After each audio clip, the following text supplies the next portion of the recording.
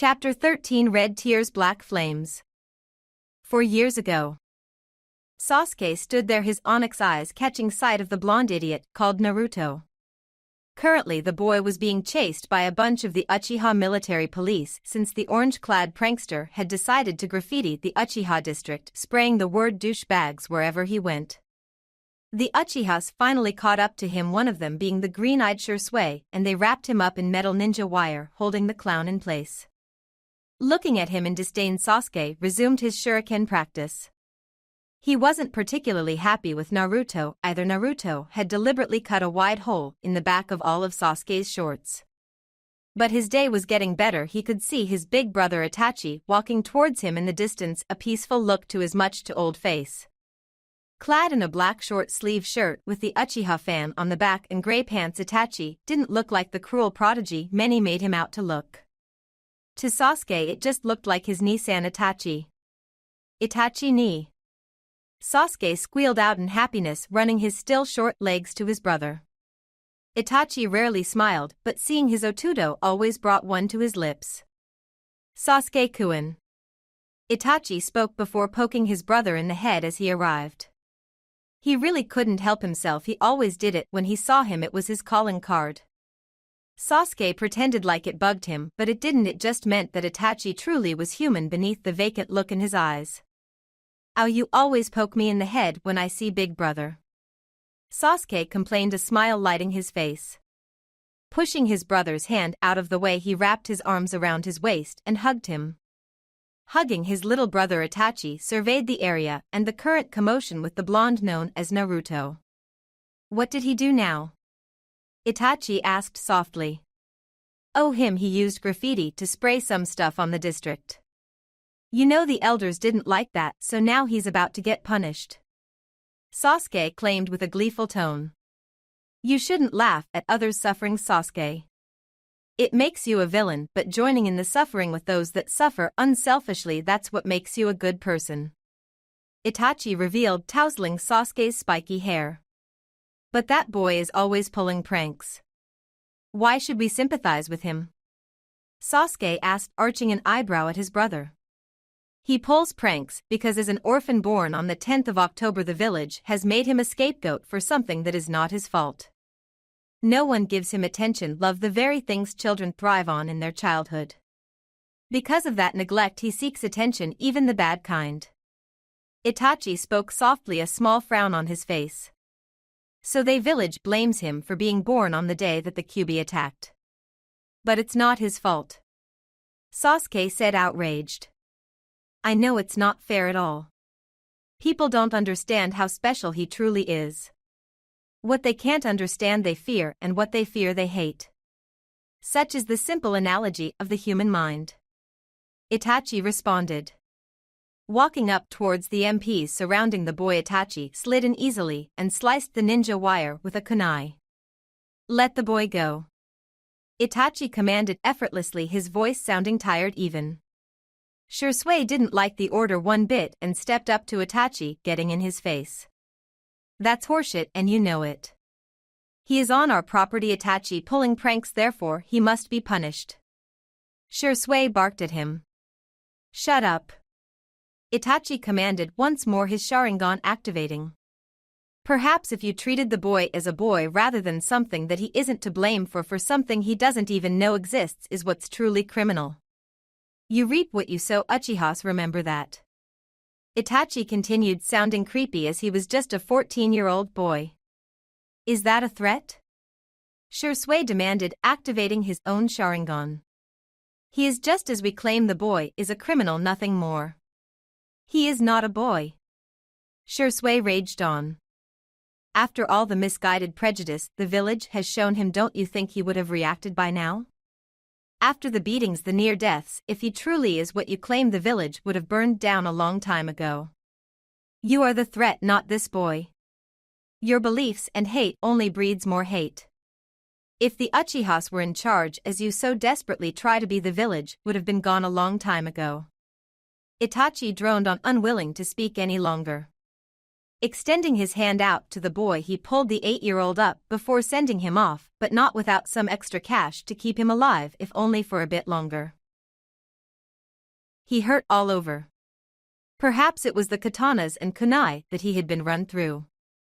Maybe it was the kicks and punches, the fists and elbows that had given him a concussion. Maybe it was the kunai that was slashed across his eyes, or the same kunai that had dug into his eyes before gouging them out. To make it worse, if such was possible, they pissed on him, taking turns in bathing the 9-year-old in urine. As he lay there broken, bleeding and sightless, he heard the sound of soft footsteps as they shimmied towards him, leaves crinkling and crunching softly in his wake. "Who's there?" Naruto called out fearfully, trying to force his body to stand up on its feet. Regrettably, it did not work. "Uchiha Itachi x Umbu, Captain." The soft male voice called out. Umbu, just like the people who gouged his eyes out. "Are you here to hurt me too?" Naruto asked, trying to crawl backwards away from his possible attacker. "No, I'm not here to hurt you, Naruto-kun," Itachi exclaimed gently. Naruto felt himself being pulled to his feet and a pair of arms wrapping around him in a brotherly embrace. He didn't understand. Who would be hugging him? He was the jailer of the Kyubi no Kitsune after all. Why not? Naruto demanded angrily. Was he so pathetic looking right now that Itachi pitied him? He never had anyone's pity before, he sure as hell didn't need it now. He tried to push away from the person hugging him, but his body was too feeble, too weak to do anything. "I'm the Kyubi, I don't deserve to be loved or cared for. I'm not supposed to have dreams like everyone else. Please just kill me, Itachi-san," Naruto begged frantically. Itachi was quiet for a second, as if pondering something. "Well, if you're not going to kill me, at least give me a kunai and let me do it myself," Naruto demanded hotly. Anger was his only reaction to cover up his sadness and his depression. It was instinctual because he was robbed of his dreams to become a ninja and then Hokage. He was a blind, useless orphan that everyone hated, and nothing could change that. "What's your dream?" Itachi asked, releasing him gently. "To be Hokage, that was my dream," Naruto said sadly. "Now all I want to do is protect myself, but I'm blind. How am I supposed to defeat what I can't see? I can't even become a shinobi now. That's all I wanted, to become a shinobi that made its village proud," Naruto said, sniveling once more as he hung his head down in defeat. There was a soft rustling sound, as if Itachi was looking for something. "Naruto-kun, I'm going to give you your eyesight back. This might hurt a little," Itachi confessed. There was a dull ache where his eyes used to be, as something was being pushed inside of them, the pressure and the ache so agonizing Naruto almost couldn't bear it. Then some type of energy washed over his face, making him feel good though forcing him to clench his eyes shut. "Can you see now?" Itachi asked. Naruto opened his eyes, expecting to see nothing but darkness as he had for the last few minutes, but instead he saw Itachi with clarity. He was in an umbu outfit, chest plate and everything. Onyx eyes and black hair with some sort of age lines running sideways from his eyes to his cheeks. He was the man who had saved him a year ago. He was Sasuke's brother. Itachi's eyes melted from black into blood red with a 3-sided pinwheel. "What the heck is that?" Naruto mused to himself.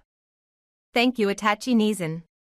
He was about to hug his savior when the ex-umbu poked him in the forehead instead.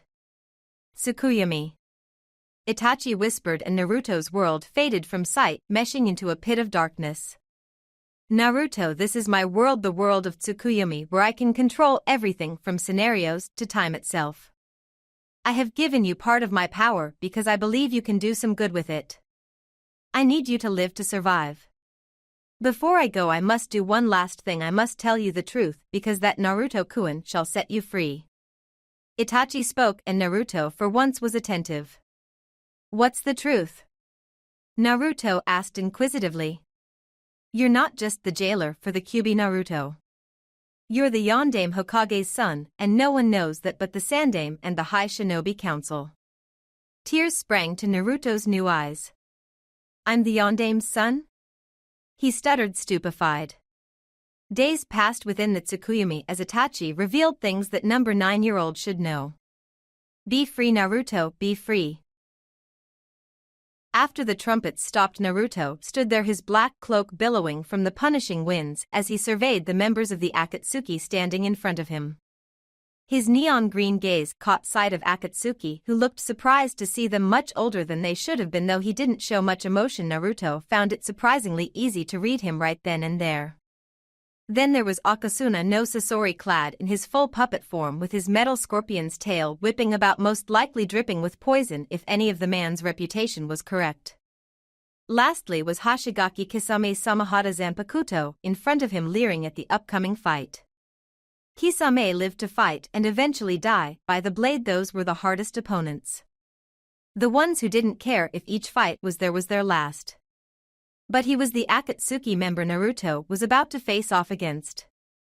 "I see you have a scabbard, but no sword, Jinchuriki," Kisame called out to Naruto.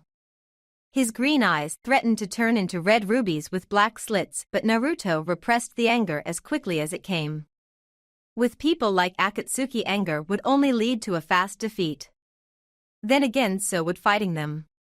"There's a sword, but I found that it's pretty heavy to be lugging around all the time," Naruto replied before biting his thumb and pulling a scroll free from his Chunin vest before wiping the bloody digit on the scroll and summoning his own Zanpakuto.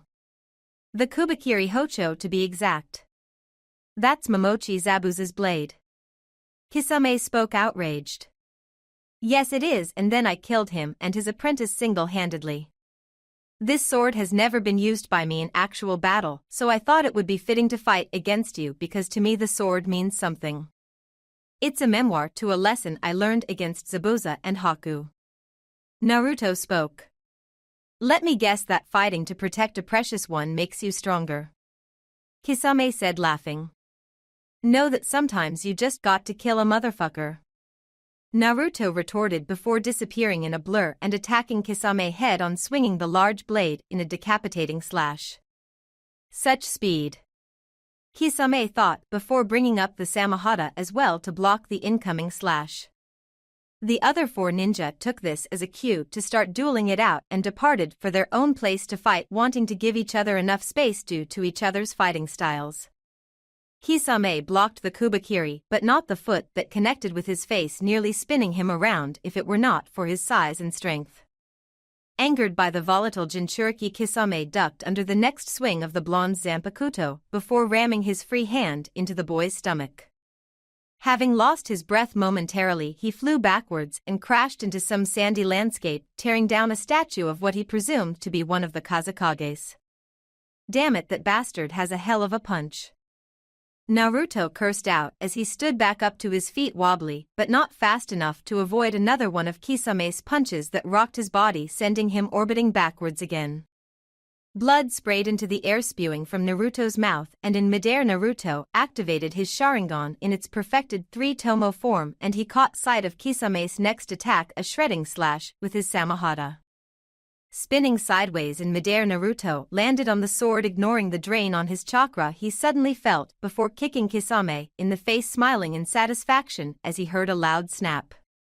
Back-flipping off the sword, he landed on his feet before putting the Zanpakuto back inside its scroll. He didn't need it for now. "As you can see, I'm still pretty much a novice when it comes to kenjutsu. But what I lack in that I make up in everything else," Naruto claimed, his blood-red Sharingan spinning around in his eyes. "You have the Sharingan. Itachi didn't mention anything about that," Kisame spoke, looking at the Jinchuriki warily as if seeing him in a new light. "Let's continue," Naruto boasted before going through a set of hand seals. Jiraiya clasped his hands together. He was nervous as hell for what he was about to do. His palms were sweaty and he realized he'd never been this nervous since the time Tsunade caught him peeking at her. "Definitely worth it though. You can't do this, it's not time," a soft aging voice croaked out. "Sarutobi-sensei, you're not the Hokage anymore, remember?" Jiraiya replied. "Once it's revealed, Naruto will have to worry about Iwa and Kumo. That's too much burden on such young shoulders," Sarutobi Hiruzen pleaded to his student. "And the Kyuubi's not? You let that boy deal with that burden his whole life, never telling him why it was that he was getting beat up." And now that he's strong enough to fight off any bounty hunters that might come his way, now that we can change the misguided hate Konoha has had for him, you want to talk about his burdens? Please sensei, don't embarrass yourself acting senile. Jiraiya growled out. Sarutobi had the sense to look abashed. You must really hate me, Jiraiya-kun. Sarutobi said, gently betraying his student with a look of sadness. Despite the fact that my godson was nearly murdered 6 times and you didn't tell me, I don't hate you. Despite the fact that you forced me to be Hokage, I don't hate you. But now with this, you really are starting to piss me off. Don't you have a mission to be worrying about anyway? Jiraiya said nonchalantly. I do. Jiraiya, before I go, I just wanted to let you know I always loved you as a son, even if I never showed it. Sarutobi said gently before disappearing. Jiraiya stood to his feet before summoning Genma into the room. Yes, Hokage-sama? Genma asked. Is all of Konoha waiting for us? Jiraiya asked. Yes, sir, we have all of Konoha ready for this speech you speak of. Genma replied tonelessly. Thank you for your assistance, Genma. Prepare for departure. Jiraiya ordered. Genma had no fucking idea what was going to happen, but he had a gnawing feeling in his gut that things would never be the same. To say the Kazekage was afraid for his life would have been an understatement. He was terrified, and even though he was the leading shinobi in Kaze no Kuni, that didn't matter to him as he watched the S-ranked criminal Deidara launch another clay spider at some of the genin and chunin that attempted to attack him before blowing them up into smithereens. This is my art. Deidara bellowed to the whole village before blowing up the local orphanage in a fiery blaze. This whole infrastructure is weak, Kazekage-sama, this is only my C2. Deidara announced. Baki leapt in front of the Kazekage. Urameshi, please, you have to do something. You're the Yondaime Kazekage. Baki snapped at him and realization dawned on the Kazekage's face. He was the Kazekage, meaning the village, came before his own very life. He was the leader of the village, and if laying his life down served to protect their way of living, he had to do it. Tossing his regal robes to the side, revealing a black outfit with a brown jounin vest underneath, the Kazekage pulled out some kunai before launching them at Deidara, still mounted on a huge flying clay bird. Deidara avoided the kunai easily, but it was just a distraction as the Kazekage ran through a set of hand seals and swiped a bloody thumb across a large scroll, summoning large puppets out of them. So you have an art similar to Sasori-senpai, yeah? Deidara asked before avoiding a large bat-like puppet. I am the 4th wind shadow of Sunagakure, prepare to die, criminal. The Kazekage yelled before launching his bat-like puppet again at the clay using Iwa Nuke Nin. Too bad you're nowhere near as good as him. Deidara replied snarkily. Angered by the comment, the Yondaime mounted the huge wooden bat and sent himself flying at Deidara. Before he even got within 5 meters, Deidara spoke again, my art is a bang. The Yondaime Kazekage then noticed small spiders coming out of his puppet's mouth. His eyes widened, but before he could leap off, one of them grew in size and held him in place. Katsu! Deidara called out, and the bat puppet and the Kazekage exploded, showering the sand in burnt wood and seared flesh and blood. No!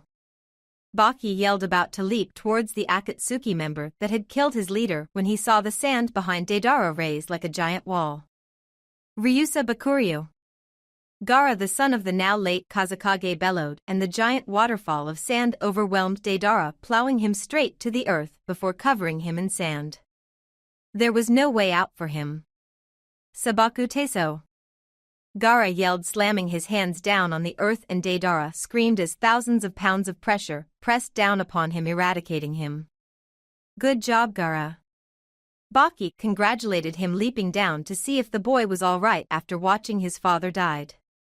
Gaara ignored him and raised the sand back up, and using his Jinchuriki powers he brought Deidara's body back up to the surface. Deidara had an eerie smile on his face before melting in white clay. You didn't think it'd be that easy, did ya, yeah? It's time for my C3, this is my art. Sasuke looked at his brother for the first time in 6 years, well, at least to him. In reality only 3 and some change had passed. Itachi looked the same, though he was clad in his black-collared cloak with eerie red clouds on them. His hair seemed a little bit longer and his eyes seemed weary. "Otuto, how have you been? You seem older than you should be." Itachi drawled out, summoning chakra to his eyes, activating his fully mastered Sharingan. I'm actually almost 16 years ago, only 2 years younger than you. I might even be stronger than you were at that age." Sasuke boasted pridefully. "Did you think I spent the last 3 years wasting them?" "No, I did not, foolish little brother. I've become more efficient," Itachi replied. "Efficient in killing, I'm assuming. Doesn't get any more efficient than slaughtering your own clan, though, does it, dear Nisan?" Sasuke asked, activating his Sharingan as well. There were 3 commas in each eye, though he had yet to fully master it. Itachi's lips pursed in a tight-lipped smile. "No, I'm afraid it doesn't," Itachi replied, bringing his hand up to take off his straw hat and tossing it aside carelessly. After that, Itachi unbuttoned the top 2 buttons on the cloak before going through a set of hand seals, but they were hidden by his cloak. "Keton Gukaku no Jutsu," Itachi mouthed out as he sucked in air and blew out a large fireball at Sasuke. A huge ball of fire several meters in diameter blew past his lips and scorched the earth underneath them. Rather than avoiding the jutsu, Sasuke took it head-on. The flames singed his skin, burning flesh, leaving behind only a charred body in its place. Itachi's eyes narrowed at the charred body that was Sasuke's. Then Sasuke stood up, the raunchy smell of burnt flesh in the air. "Didn't you hear me? Silly genjutsus like that won't work on me, big brother. I too have eyes like yours, even your Tsukuyami won't have much effect on me," Sasuke replied, releasing the genjutsu with just a flare of chakra. "You don't think genjutsu is the only thing in my repertoire?" Itachi asked, smiling thinly. "No, or else you wouldn't be able to kill an entire clan of Uchihas. So bring it on, or else prepare to die today," Sasuke boasted, applying chakra to his feet before bursting off and sprinting at Itachi. "Such confidence, Otuto. The very same confidence that got our clan killed, yet here you are about to end up just like them," Itachi replied. "Why did you let me live?" Sasuke demanded, leaping in the air to kick his brother in the face, but Itachi ducked it deftly, and as Sasuke spun around, Itachi rammed his fist in his stomach, nearly making Sasuke bend over in pain. "I told you to hate me with all you had, knowing that I let you live on a whim, surviving in such a pitiful state. I told you to come see me when you had eyes like mine," Itachi replied cryptically. "I have eyes like yours. I hate you, don't mistake that. But I'm not going to live a sad, pathetic life, completely hell-bent on revenge, because you told me to. I will kill my heart and kill you only if I must, because while I hate you, Itachi, you are my brother and I still love you. So let's not waste this moment with your cryptic babble. Fight me with all you got, brother, because I will do the same." Sasuke spoke and swung his foot in a high arc aimed at Itachi's face. Itachi was merely a blur as he swerved out of the way, effortlessly sliding behind Sasuke and held a kunai to his neck. "Too much talking," Itachi spoke cruelly, and before he could kill Sasuke, Sasuke's body dematerialized. "Genjutsu against me?" Itachi asked indignantly before Sasuke's fist rammed into his jaw, bruising the pale flesh and sending him bowling over into the sands. As he stood up, his blood-red eyes saw the movement of 2 Fuma shuriken flying his way, and he slid in between them only to cry out in pain as ninja wire wrapped around him, stretching tight. The Fuma shuriken swung back and Sasuke grabbed them by the center circle opening, clutching them tightly before criss-crossing them, making the 2 lengths of ninja wire almost one. "How?" Itachi asked softly. He didn't think his brother would have pulled the Sharingan Sufusha Sanitachi on him. His brother was more resourceful than he could have imagined. Despite his fully mastered Sharingan, he had seen the shuriken coming, but he hadn't seen the ninja wire attached to them. That was unheard of. Itachi never got surprised in battle. "Easy. The Uchiha's downfall was that we thought our eyes are so powerful nothing could prevail over it. But all jujutsus have a weakness. Sunlight, and there's plenty of that here in Sunagakure. I aimed it perfectly using the sunlight as a cover, making the ninja wire invisible to you. You didn't think I'd have a contingency plan, but here I am. I trained specifically to beat you, Itachi. Sasuke spoke before going through a set of hand seals and firing off a Katan Ryuka no Jutsu at the Itachi through the ninja wire. The ends of the wire caught on fire and the jutsu shot through the wire and caught Itachi square on the chest, burning a hole through his black cloak, leaving a smoky trail in its wake. Sasuke knew it wouldn't do more than minimal damage. It was a C-ranked jutsu after all, but he wasn't going to start firing off his big guns yet. He'd wait for Itachi to make his move. Itachi stood back up to his feet. His cloak was burnt at his lower torso and the flesh covering his solar plexus was singed pink and hurting. Sasuke had improved after all. Fine. Let's see what you got, Sasuke-kun. Itachi replied softly, a disdainful look in his eyes, blood red, burning with contempt. No, brother, let's see what you got. Sasuke smirked, trying his damnedest not to underestimate the S-ranked criminal. Yujito knew she was going to win. There were no ifs, ands, or buts. She had the clear advantage on the puppet user, and it was beginning to show as Sasori was moving more sluggishly than usual. She had already seared off his black and red cloak with her hellfire, the bluish flames searing it instantly hotter than 1,000 suns. She could tell he was just a puppet, at least the physical body that was visible to her. But that meant either he was controlling it with chakra strings or the real Akasuna no Sasori was hiding inside the large frame.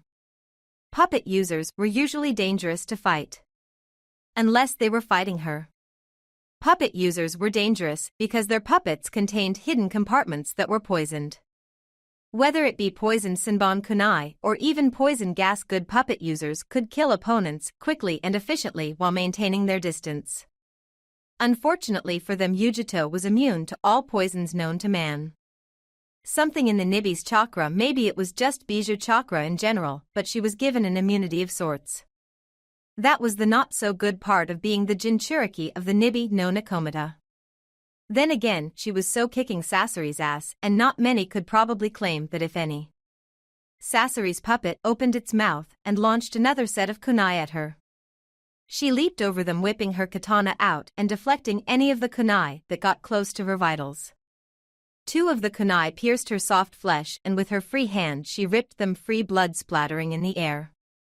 While she was immune to the fatal effects, it still had a numbing effect on her. Slowly but surely it was affecting her reflexes, but the Nibi's chakra was already coursing through her body, negating its effects. But there was a time delay, a full minute from when the poison came in contact. Flaring the Nibi's chakra, 2 tails exploded from her back and she got on all fours, surrounded by the bluish haze of the Nibi's chakra. It cloaked her flames surrounding her whole body, forcing her to take in her animalistic instincts and turn into a miniature version of the Nibi. The 16-year-old Konoha Jounin disappeared in a blur, avoiding anything that Sasori could launch at her, her tails extending and shooting themselves at Sasori without her even controlling them, before wrapping themselves around him and setting his puppet alight. The fire burned away and Sasori did not scream. He did not feel. Yujito launched the Akatsuki agent in the air before firing a concentrated ball of blue flames at him. She grunted and fell over in pain, the blue flames wavering, the demon's cloak nearly disappearing. As she had grabbed him, he had stabbed through her with his poisoned scorpion tail, ripping its way through her abdominal walls and out of her back, flaying her intestines as she ripped him free. There was a 2-foot hole in diameter where her ribs and kidneys used to be. She had already been poisoned when she charged and took a chance. This only made it worse. She was about to die. Her breathing became shallow and then she stopped breathing. Ni Yujito, 16-year-old Jounin of Konoha, was dead. Naruto looked over. He had felt a stabbing pain through his gut. The pain wasn't physical, but it was enough to get him to stop assaulting Kisame for a second. There was a feeling of loss, and he immediately knew what it was. It was Yujito. She had died. Somehow he knew it. He would kill Sasori, but he had to kill Hoshigaki Kisame first. Blood-red eyes hauntingly eerie with the 3 spinning commas morphed into a 3-sided pinwheel, a version of Itachi's Manjikyu Sharingan. Naruto spiked his chakra, flaring it willfully, his hair spiking up in the air, a malevolent look to the self-proclaimed Oni no Konoha. Kisame kicked him in the chest and backed away for a second. His kick had little effect and he didn't know whether to be excited or fearful. He never had faced off against the legendary Manjikyu Sharingan. He'd seen Itachi use it enough to be wary of it, but never had he been the target of those eyes. Naruto looked at him in contempt before launching himself at the ex-swordsman of the mist. He was nearly invisible and Kisame couldn't track him, but there was a feeling of dread. Futon Rasengan. Naruto bellowed and instantly a blue sphere formed in his hands with 4 spinning blades of wind. Slamming the Rasengan into Kisame, he could feel the wind chakra tear into his opponent as blackish blood splattered his face and entire flesh flying, and suddenly Kisame was spun sideways away from his devastating S-ranked technique. In his pain, Kisame had let go of the Samahata Zanpakuto, and Naruto felt the urge to close his left eye. Suddenly he grunted in pain as blood bled from his right Manjikyu eye and the Samahata sword caught on fire, black fire to be precise. Amaterasu. Naruto whispered. He had done that impulsively without even thinking about it. What had Uchiha Itachi imprinted on him so long ago? What had he foreseen? Naruto shinned in front of Kisame, catching him before he fell and slammed his fist into his chest. Kisame's eyes widened in pain and a loud grunt escaped his blue lips. But Kisame was not an S-ranked criminal for nothing, grabbing the blonde Jinchuriki by the front of his black cloak and flipping him over him, sending him crashing into the sand once more. You don't think I'd be as great as I am by just being a swordsman? Kisame asked, and the wound Naruto's Rasengan had left slowly began to heal, muscles and sinewy tissue regrouping to regenerate. How did you do that? Naruto asked, annoyed that Kisame healed the wound effortlessly. When I was just a child, my parents were slain by the Nidaime Mizukage, claiming they were traitors. Because of that I grew up hated by everyone, spat on, and rejected. Then it all changed. The Sandaime Mizukage defeated the Sanbai no Kaiodagame, but he didn't want to seal it at the time. However, there was residue chakra in the area left over from the battle, and all that chakra was collected and sealed within me. The Sandaime made me his personal pseudo-Jinchuriki and gave me the very same sword he used to defeat the Bija the Samahata. That is why I have large amounts of chakra and why I appear this way. When you used that technique I couldn't block it, so instead I focused as much Yukai Churka as I could to heal the damage after the impact. Kisame finished, smiling in a menacing shark-like manner. Then I'll make sure there's nothing left to regenerate. Naruto replied calmly. Feel free to try, boy. Kisame challenged, trying to get a rise out of the boy. The Akatsuki didn't have much information on the Kyuubi Jinchuriki. They were expecting a blind blonde kid who wasn't a shinobi, let alone one as powerful as he was, wielding the Sharingan. That and the spy that they did have in Konoha as recon was getting molested by Orochimaru, Kisame mused. After all, they couldn't bring too much attention to themselves. Until now, at least. Naruto deactivated his Manjikyu, still not used to the blinding pain that came with the Amaterasu. He didn't want to fuck up and use another half-assed Tsukuyomi. Hoshigaki Kisame was someone he didn't want to be bonded to. Seeing as his unintentional Amaterasu had burned the legendary Samahata sword to nothingness, he didn't want to use that as his advantage by bringing out his Zanpakuto once more. Not because he had some sort of idiotic nobleness to him, because he didn't. But because he wanted to beat Kisame that bad, he wanted to destroy him and send that as a message to the Akatsuki that Uzumaki Naruto was not one to be messed with. Kisame didn't leave him with too much time to think as he charged surprisingly fast for a person as tall and as large as he was before he attempted to ram a kunai through Naruto, which he pulled out of nowhere. But unfortunately for him, Naruto's 3-tomo Sharingan was still active and masterfully reading right through him. Before Kisame could even reach him, lightning began to gather in his hand, encompassing it completely, but unlike the Chidori. It did not sound like 1,000 birds, it sounded like 10,000 birds screeching into untimely death. The lightning chakra was summoned to his hand with such quickness and with 4 one-handed hand seals.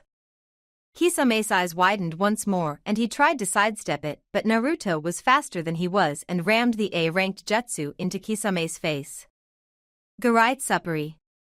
Naruto yelled and his fist released the chakra upon contact. Kisame's face flared with light as minuscule flashes of lightning torn his face asunder. His right eyeball above where the punch connected fried, immediately exploding out of Kisame's face. Yellow oozing pus dripped out of Kisame's right eye socket and he didn't grunt this time. He screamed. The lightning tore through his muscles, melting them away like candle wax, searing his tongue until that too was charred into nothing. Naruto screamed too. His A-ranked strong thunder thrust was a double-edged sword. Like his Raisin Shuriken, it kicked back some of the lightning chakra shards back to him, sending them running rampant through his nervous system, boiling his blood. Powerful as it was, he couldn't hold the charge for longer than 3 seconds upon impact, or else he could permanently damage himself as well. Kisame fell to the ground, landing on his back with a heavy thud.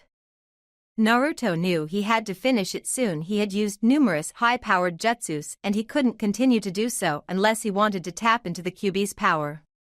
He couldn't afford that. Fortunately, this last attack required some chakra, but none of his, at least not the second part. It's over, Kisame. This last attack's going to kill you. Naruto boasted, forming the tiger hand seal with his hands. Fuck you. Kisame yelled, how are you this strong? Naruto smirked at the fallen swordsman. They should have never underestimated him. Katan Goryuka no Jutsu. Naruto yelled, firing 6 dragon's head-shaped fireballs into the sky. They were scorching hot, scorching the clouds and setting the condition for what Naruto needed it to be. He had picked up that last attack from Sasuke for teaching him the Chidori and the Rasengan, except Sasuke pretty much sucked at the latter. When the great dragon fire jutsu scorched the skies moments later, there was a rumble of thunder overhead. Just how Naruto wanted it. What are you doing? Kisame muttered, trying to get up to his feet but finding it hard to do so. You'll just have to wait, fish face. Naruto replied. Naruto stood, hands outstretched to the skies, and calmed himself into what could be considered meditation. As the thunder rolled and crackled and the sky blue beams of light began to surround the area and were sucked to Naruto's outstretched hands. Kisame looked at him with one bleary eye as he tried to summon his yokai to heal him. His flesh slowly began repairing, but it was taking longer than usual. While he was a powerhouse, maintaining this long of a fight with Naruto and healing himself after the devastating Futon Rasengan was taking its toll on him. More shards of blue light began to gather in Naruto's hands, giving him an eerie glow of blue. Naruto felt energized. That was the only thing he could describe it as. Lightning chakra, natural lightning chakra, was summoned to his hands for probably his most devastating technique. Thunder roared and lightning crackled as a sphere formed into Naruto's outstretched hands, formed by the blue lightning chakra. The sphere was so large it towered over Naruto, 12 meters tall and 10 meters wide. Lightning chakra was sucked into the sphere and a horrible screeching sound commenced as the sphere contained so much chakra it was threatening to explode into a black hole, vacuuming and sucking the world into it. Kisame looked at it fearfully as he stood up and tried to defend himself. His left eye had yet to regenerate and he knew if this hit him he would be dead. There would be nothing left. Suddenly a huge golden ring formed around the massive ball of destruction. Check my SS-ranked technique, Kisame. It'll be the last thing you'll see before you die. Naruto bragged.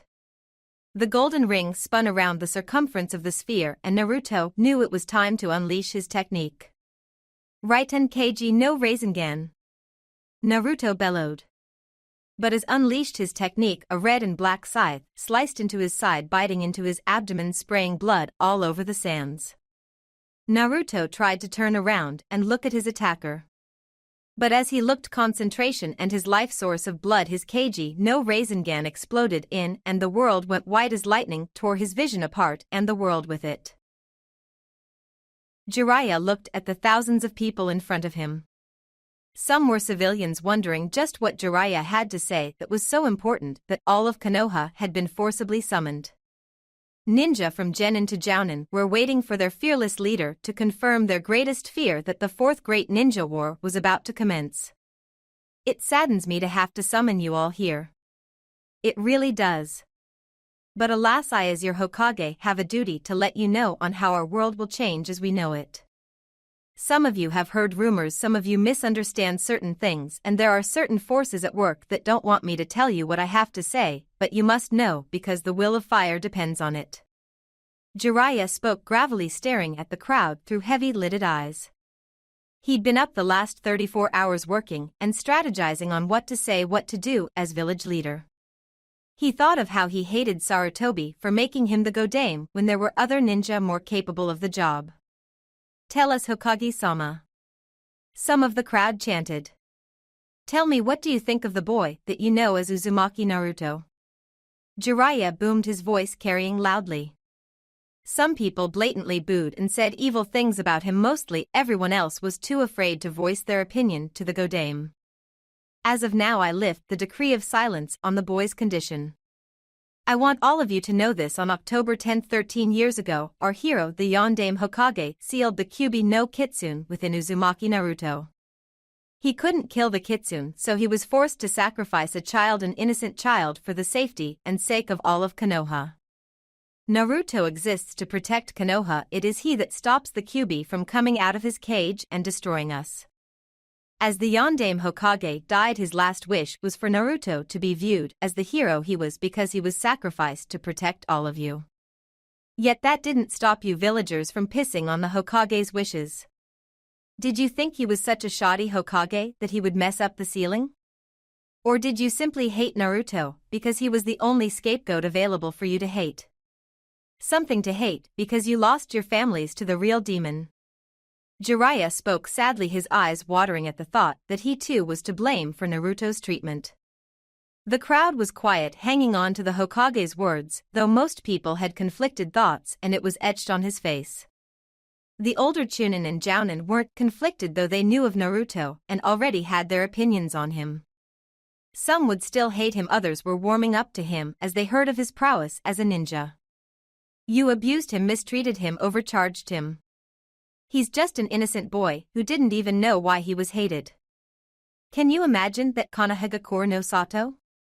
Imagine being hated for something you don't even know of. Picture that life that was Naruto. Have you ever wondered who his parents were? Jiraiya asked, and someone jumped out of the shadows in an attempt to kill him before he could reveal the truth to the populace. Jiraiya sidestepped his attacker, and Umbu Black Op agents grabbed the rogue Nin before he could do anything. Can you imagine who the Yondaime would have asked for the sacrifice? I'll tell you who, himself. Loving the village like he did, he put you people before himself and sacrificed his only son for the sake of the village and sealed the Kyuubi within him. Uzumaki Naruto is the son of the late Yondaime Hokage, and you people abused him. War is on the rise, and you now have to live with the fact that the Yondaime's only son doesn't want to protect you, and I don't blame him. Live with that knowledge, which includes the shinobi as well as me. War is coming, people, prepare for it. And I don't know who you worship, but I'd suggest you pray to whatever deity that you do worship that Naruto defends Konohagakure when it does happen. Jiraiya finished before turning his back on the village he loved. An outrage broke out. The world as Konoha knew had been flipped upside down, and the leader of the village left tormented in his own grief, too ashamed to let the village see the tears of pain slide down his cheeks. It was a sad day in Konoha. Chapter 14, Apocalypse Now. Pain was a glorious thing. It was all he knew in his life. It was the one constant. Naruto knew he could rely on, the one thing that would never change. The large scythe tore into his side, biting down and ripping through his flesh as if it were paper thin, blood spraying the air as his entrails threatened to come bursting out. Rubbery and slimy, the pink entrails poked out of the skin like an unwanted jack-in-the-box. Naruto screamed, his throat hoarse, as he fell forward, stumbling into the sand face first. Sand splashed into his face, digging its way into his eyes and mouth. His eyes closed involuntarily, and he felt a gross wetness around him. He assumed it was his own blood. Blood, the red coppery life fluid pooled around his side where the scythe had ripped him apart and from his mouth. Before he could think any other rational thought, the scythe was ripped from him viciously back to its owner. His body had been torn into ribbons and he knew without a doubt he was going to die, at least he would die together with Yujito. Suddenly he was yanked into the recesses of his mind and he appeared in front of the seal posted of Konoha. "What do you want, Fox? We're about to die and I'm in no mood for your games or trickery." Naruto snapped irritably. Sitting down on the wet sewer of a floor with his back pressed against the wall parallel to the cage, he waited to die. After 13 years, or 16 depending on perspective, he mused, of suffering at the hands of his village, it was finally over. He could die and then rest in peace. "Do not speak to me in such manner, you stupid mongrel. You should grovel at my feet and beg for power, little boy. I am the Kyuubi and I refuse to die in such an inferior manner. Now pull the seal off and let me take care of this and you shall be spared." Kyuubi spat out threateningly. Naruto looked up at him, neon green eyes melding into red with tomes spinning around wildly. "Shut up!" Naruto roared. "How many times do I have to tell you I'm not releasing you? Not now, not ever." Naruto added. The Kyuubi looked at him dangerously, a dark glare that would make most shinobi run in fear. "It appears you don't have a choice, monkey," Kyuubi said before bursting out into laughter. Naruto didn't want to find out what that meant, but Hideda's red chakra exploded around him. Two blazing set of red three-sided pinwheels stared at each other hauntingly before the explosion rocked them both, sending them ricocheting across the sand, lightning whipping across their body as they shut their Sharingan eyes from the sheer agony of bright light burning into their retinas. Sasuke stood up slowly, pain tearing through his nerves as lightning chakra had embedded itself into his tenketsu.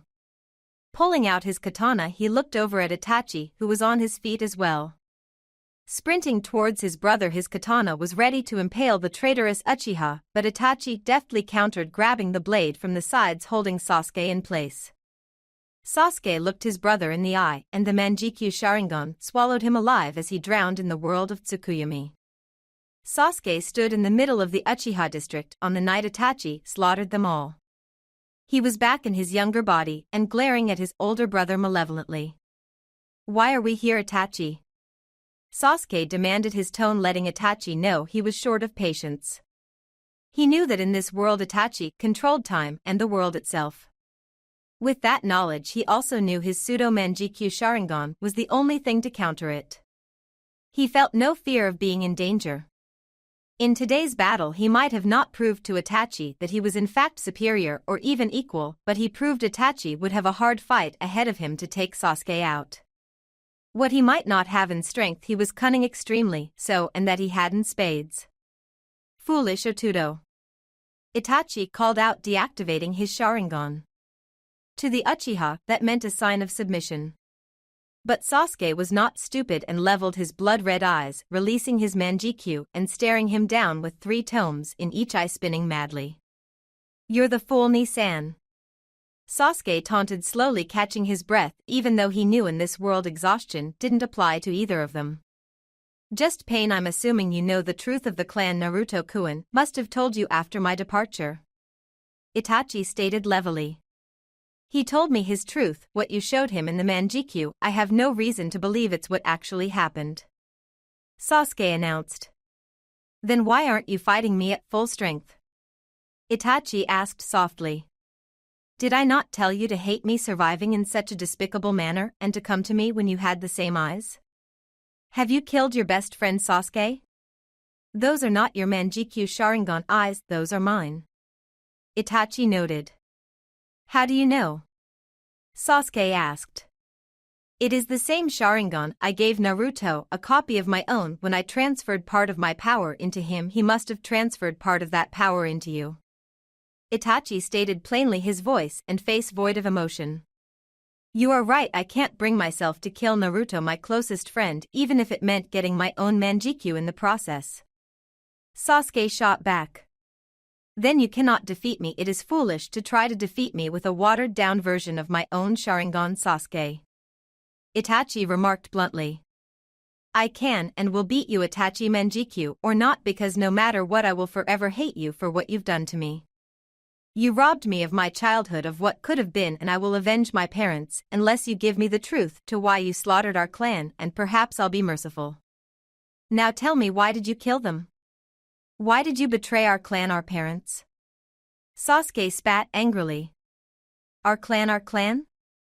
Our clan was founded in blood and blood will redeem it. I redeemed our clan, blood flowed and cleansed it, leaving just you in the hopes of one last battle between us and the winner will continue the clan. 2 brothers established the Uchiha to what it's become and 2 of us will end it and something new will arise. Itachi explained. 2 brothers, what the hell are you talking about? Sasuke roared in anger, his fists clenched his sides. Do you know the history of our Sharingan? Itachi asked plainly. Why does that matter, Itachi? Sasuke thought. Most believe that the Sharingan is a genetic offspring of a Byakugan from the Hyuga. Sasuke stated. Then I'd have to say most are wrong. Our Sharingan stems from Rakuto Sennin, the very first shinobi. Itachi replied methodically. He's a 600-year-old myth. He didn't exist. Sasuke denied vehemently. He did exist and I think in some ways he exists, Itachi replied cryptically. Stop talking nonsense, he'd have died of old age by now. Some things remain immortal, some cannot be killed or no one knows a way to. For example, there is another amongst us who cannot die. But that is not important, Sasuke. What's important is that the Rakuto Sennin had 2 sons, one who loved peace and one who loved war. Fearing death in his old age, the Rakuto Sennin blessed his sons by giving the older brother more strength to protect peace and the younger brother was giving a variant of his father's eyes. Instead of the Rinnegan, he was giving the Sharingan. Itachi explained, his face still neutral. What is the Rinnegan? Sasuke asked. The father of all jujitsu, the Rakuto Sennin wielded it and could control any biju, any element, and had power so strong he was literally invincible. Years passed and the descendants of the older brother became the Senju, the forest-loving clan and clan to the first Hokage. The descendants of the younger brother became the Uchiha, rivals of the Senju and warriors of inconceivable strength. Of that clan arose Uchiha Madara, the first to unlock the Manjikyu Sharingan and leader of the Uchiha clan, rival to Senju Hashirama. Itachi replied softly. Uchiha Madara, I've heard that name before. What does this all have to do with why you slaughtered the clan? Answer me, Itachi. Sasuke demanded impetuously. Madara-san has a statue of himself and the Shodai Hokage in the Valley of the End, statues built to remind the Uchiha what happens when you betray Konoha. Itachi said, his voice lowering. You're not making any sense. Tell me. Sasuke demanded, grabbing his right forearm with his left hand. He summoned up lightning chakra and sped at Itachi, ramming him through the chest with a chidori. Suddenly Itachi exploded into a flock of ravens and Sasuke was kicked hard in the face. I would if you'd listen. Itachi taunted. Fine, hurry up so I can kill you. Sasuke demanded. I already told you, you can't kill me, not without the eyes of the kaleidoscope. Itachi warned him. Sasuke's tomes spun angrily in his eyes.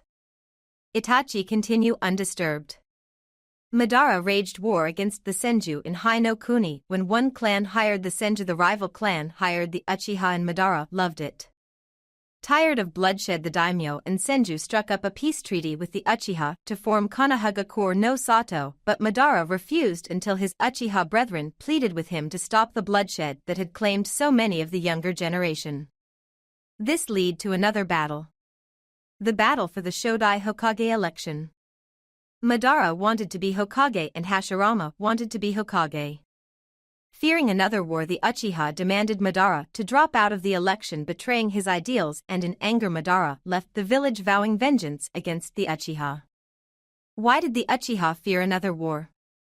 Sasuke asked, ensnared into Itachi's tale. Right after Konoha was formed, other countries adopted the ninja villages and were already battling to gain more territory.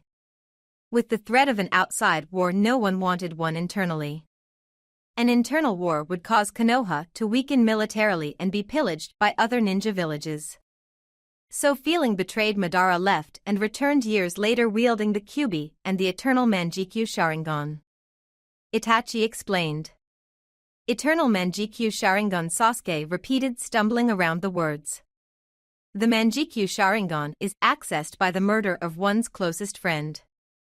The Manjikyu is powerful, almost as powerful as the Rinnegan, but power came with a price. For murdering your best friend after using the Manjikyu, the more you use it, the blinder you become. The only cure is to murder your brother, a brother, with the Manjikyu Sharingan. So that's what you want me for? Sasuke demanded. For a more powerful Sharingan? Sasuke demanded, his eyes wide and watery. To measure myself against you. Itachi replied. Madara murdered his brother and took his eyes and gained the Eternal Sharingan. This Sharingan's power was unlimited and didn't blind the user. Madara tried to use the Kyuubi to destroy the village and failed, and in the end faced against Hashirama in the Valley of the End, where the Shodai ran his through with a sword. He was believed to be dead. Years later he returned to destroy Konoha with the Kyuubi again, but the Yondaime sealed the Kyuubi away into his only child, a child born on that night, Uzumaki Naruto. Fearing his discovery he fled again, but it was too late. The Yondaime was dead and the Shinobi Council feared the Uchiha clan once again. As you know, the Nidaime established the Konoha military police, mainly using the Uchiha as the military force as a sign of trust. After the Kyuubi's return, Umbu monitored the Uchiha and the council forced them to move into the southern district of Konoha, secluded from the village. I don't remember that. Sasuke said, scowling. You would have been too young, Sasuke.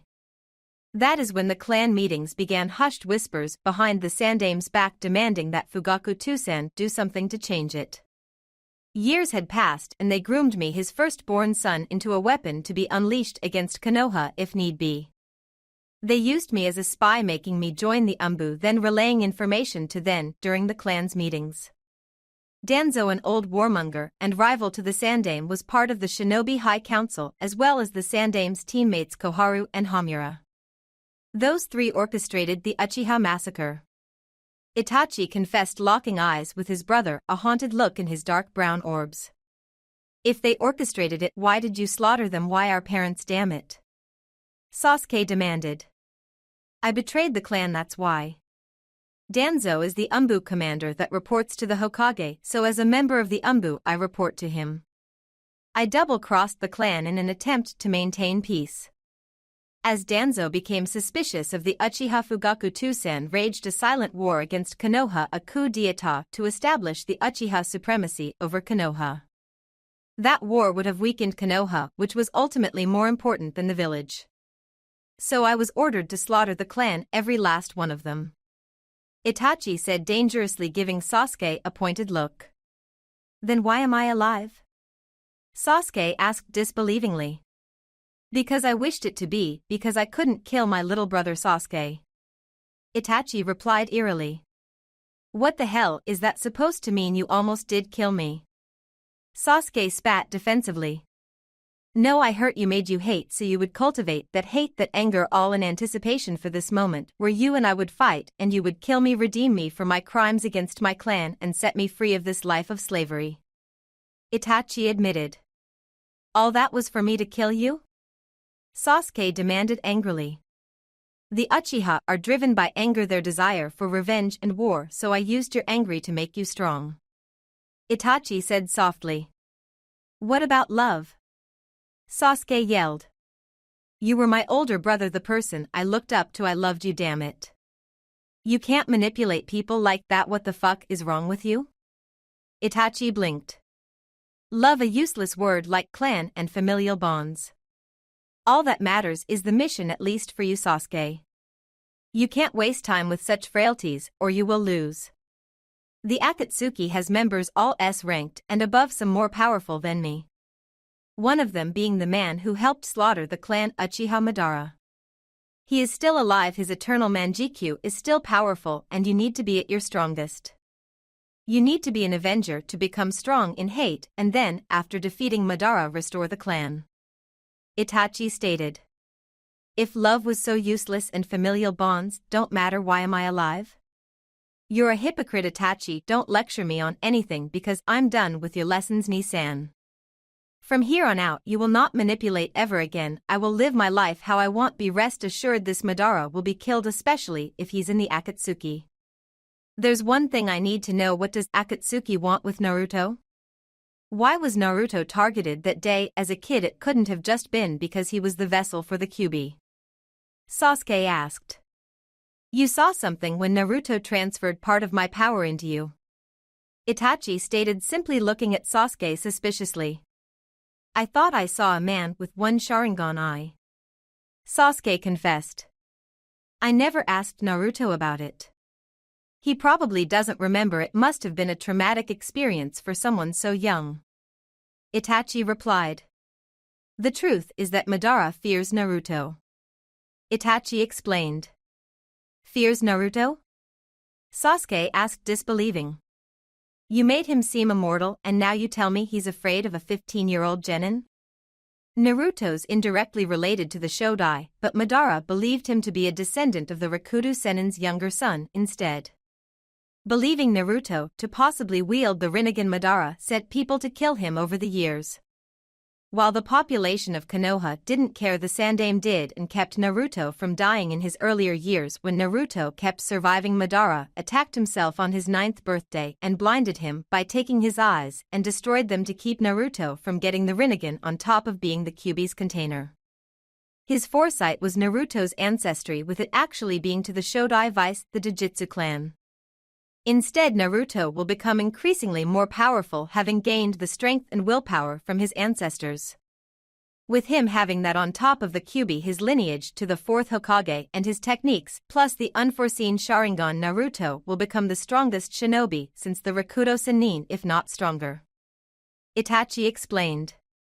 Is that why you gave him the Sharingan? Sasuke asked. No one had given him a chance. I just happened to have an extra set of eyes on me at the time. I knew somehow that everything would rest on his shoulders because I cannot defeat the Akatsuki alone. Madara-san and Leader-san are much more powerful than I. It is up to you and Naruto to defeat them, but first you have to defeat me, and you aren't ready, Sasuke. Itachi spat contemptuously. Sasuke knew instinctively that this was the end of the conversation and that once that Tsukuyomi would break Itachi and Sasuke would go back to fighting.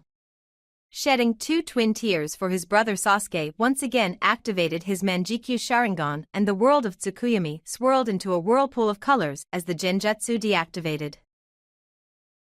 Raikiri. Kakashi bellowed, his hand encased in powerful bright lightning chakra as he rammed it through the chest of Naruto's attacker, the silver-haired man holding the malevolent scythe. Blood and bits of bone sprayed out of the Akatsuki nin's sternum, who had just recently gotten up after Naruto's recent Keiji no Rasengan. The attack had been interrupted before the release, but it had been devastating enough. Lightning chakra had exploded outward, whipping around everyone close by. Once the spiral dome exploded, there was a gravitational pull and everything within a quarter mile was spinning around before flying backwards in a resonating explosion. Kakashi had barely a split second to react before a raging fireball was sent his way from the other Akatsuki member, the one with a weird mask and deadened green eyes. Seeing the silver-haired shinobi had fallen slain by his Chidori, Kakashi prepared to attack the next one. I can't believe the other was so easy, almost too easy. Kakashi thought. Before either ninja could move, they were blown backwards by sheer power and a foul red chakra that permeated through the sun-filled desert. Fuck, it's Naruto! Kakashi exclaimed, sending chakra to his feet as he pulled out the paper seals Jiraiya had given him Konoha before their departure. Before he could reach, his lone Sharingan caught sight of the scythe that took Naruto out, whipping towards him. Using supernatural reflexes and foresight beyond a man his years, Kakashi leapt over the scythe, which was connected to a long whip for long-distance attacks, and launched a flurry of kunai at his attacker. It was the silver-haired man that he had previously used the Raikiri on. I thought he was dead. Kakashi thought numbly, then noticed the large puncture through the Akatsuki member's chest where his sternum should be. Come back here, fucker. I will sacrifice you to Lord Jashin for your sins. He bellowed. Kakuzu, sew me up. He demanded afterwards, and the green-eyed shinobi walked up to him calmly and extended his hand, and black miasmal strings began shooting from his extended fingers into the wound of the silver-haired Akatsuki member. Who the fuck are you? Kakashi demanded angrily, having seen his once-defeated foe rise up again. I am Kakuzu and he is Haiden. We are the immortals of Akatsuki because we cannot be killed. Kakuzu spoke, peering at Kakashi through his creepy jade eyes. Immortals of Akatsuki, there is no such thing as immortality. Kakashi rebuked. Then explain to me, Hitaki Kakashi, son of Sakumo, how is it that after you tore a hole through Haiden's chest with a Raikiri that he was able to get up and talk when you Raikiri pierced through his heart as well? Kakuzu asked. I don't know, a genjutsu maybe. Kakashi replied. Don't be stupid, no genjutsus can fool the mastered Sharingan, you and I both know that. Kakuzu stated, letting out a disgusted snort. Here I thought you were the genius of Konoha, foolish Kakashi. It is as I say, we are without a doubt immortal. Whether you chose to wrap that around your small brain is inconsequential, seeing as you'll be dead along with you friends and this village. Kakuzu continued. That's not going to happen. Kakashi shot back, glaring at the man. You think you have seen it all, have you? I've been around this world longer than you have. Hell, it was I that killed your Shodame Hokage and took his head for bounty. My strength is inconceivable to little men such as yourself. Prepare to die, Hitaki, and I will take your head for bounty. Iwa has a 22 million Ryu bounty on it. Double with the Sharingan attached. Kakuzu stated and ripped off his Akatsuki cloak, tossing it haphazardly onto the sand. You were the one who killed the Shodai? Kakashi asked doubtfully, pulling up his Hitai 8 to reveal his Sharingan. Yes, and now I will kill you too, copycat Kakashi. Kakuzu promised ruefully. Let me kill him, Kakuzu. Haiden demanded with a snarl. Jashin wishes to taste his blood. Haiden cried out. Kakashi is mine, I could use another heart for my collection. Kakuzu exclaimed dangerously, his eyes glaring over at the avid Jashinist. He attacked me first, he's mine. Haiden demanding, bloodlust leaking into his voice as his killer intent rose. Shut up and stay out of the way, Haiden, I couldn't give two fucks about you and your god. Kakuzu ordered before turning around and kicking Haiden in the chest, sending him crashing a few millimeters away from the fallen body of Naruto, whose entire being was encompassed in a red shroud that reeked with the Kyuubi's chakra. I'm guessing you two aren't the best of friends, are you? Kakashi asked, giving Kakuzu his eerie-eye smile. No, we're not. Merely partners until Akatsuki has what they need and I can finally kill him. Kakuzu explained. So battle to the death then, huh? Kakashi asked. Kakuzu smirked underneath his white veil. Yes, what fun this will be. Suddenly the air was tense as the two shinobi faced off, one an S-ranked Nukenin, the other an elite S-ranked Jounin of Konoha. Before Kakuzu could move, his ears caught wind of a sound of screeching birds, then his head slumped forward and he saw a lightning-covered hand protruding through his chest. What the you never moved? Kakuzu grunted, black foul blood leaking from his lips. Kage Bunshin, while you were too busy arguing with Haiden, I created a shadow clone and used the inner decapitation technique to go underground and keep you busy with small talk. While you were talking to my shadow clone, I built up the Raikiri, and by then it was too late. So much for your immortal talk. Kakashi replied airily. Ripping his arm free from the Nukenin's chest, Kakashi was about to move towards where Haiden had landed when his Sharingan caught sight of the same black miasma from earlier, shooting towards his face. Using the Kawarimi no Jutsu and swapping places with his shadow clone expertly, he saw the Kakuzu was back up to his feet and the Kage Bunshin had been decapitated, exploding into a cloud of smoke. What was that, Hitaki? Something about me not being immortal? So much for that, Kakuzu growled out and began running through a set of hand seals so fast Kakashi almost missed them. A roaring blast of fire exploded from Kakuzu's mouth and churned towards Kakashi so fast he hadn't enough time to move out of the way. Going through his own hand seals, he managed to fire off a Suetun water vortex jutsu. The Suetun was enough to put out the Katon jutsu and soak the two shinobi as well as the sand. Kakuzu was back on the offensive, charging at Kakashi and launching an earth attack that made the sodden sand rise up from the ground in spikes to impale Kakashi. So he can use fire and earth jutsu. Kakashi mused, narrowly avoiding the spikes that threatened to take him out.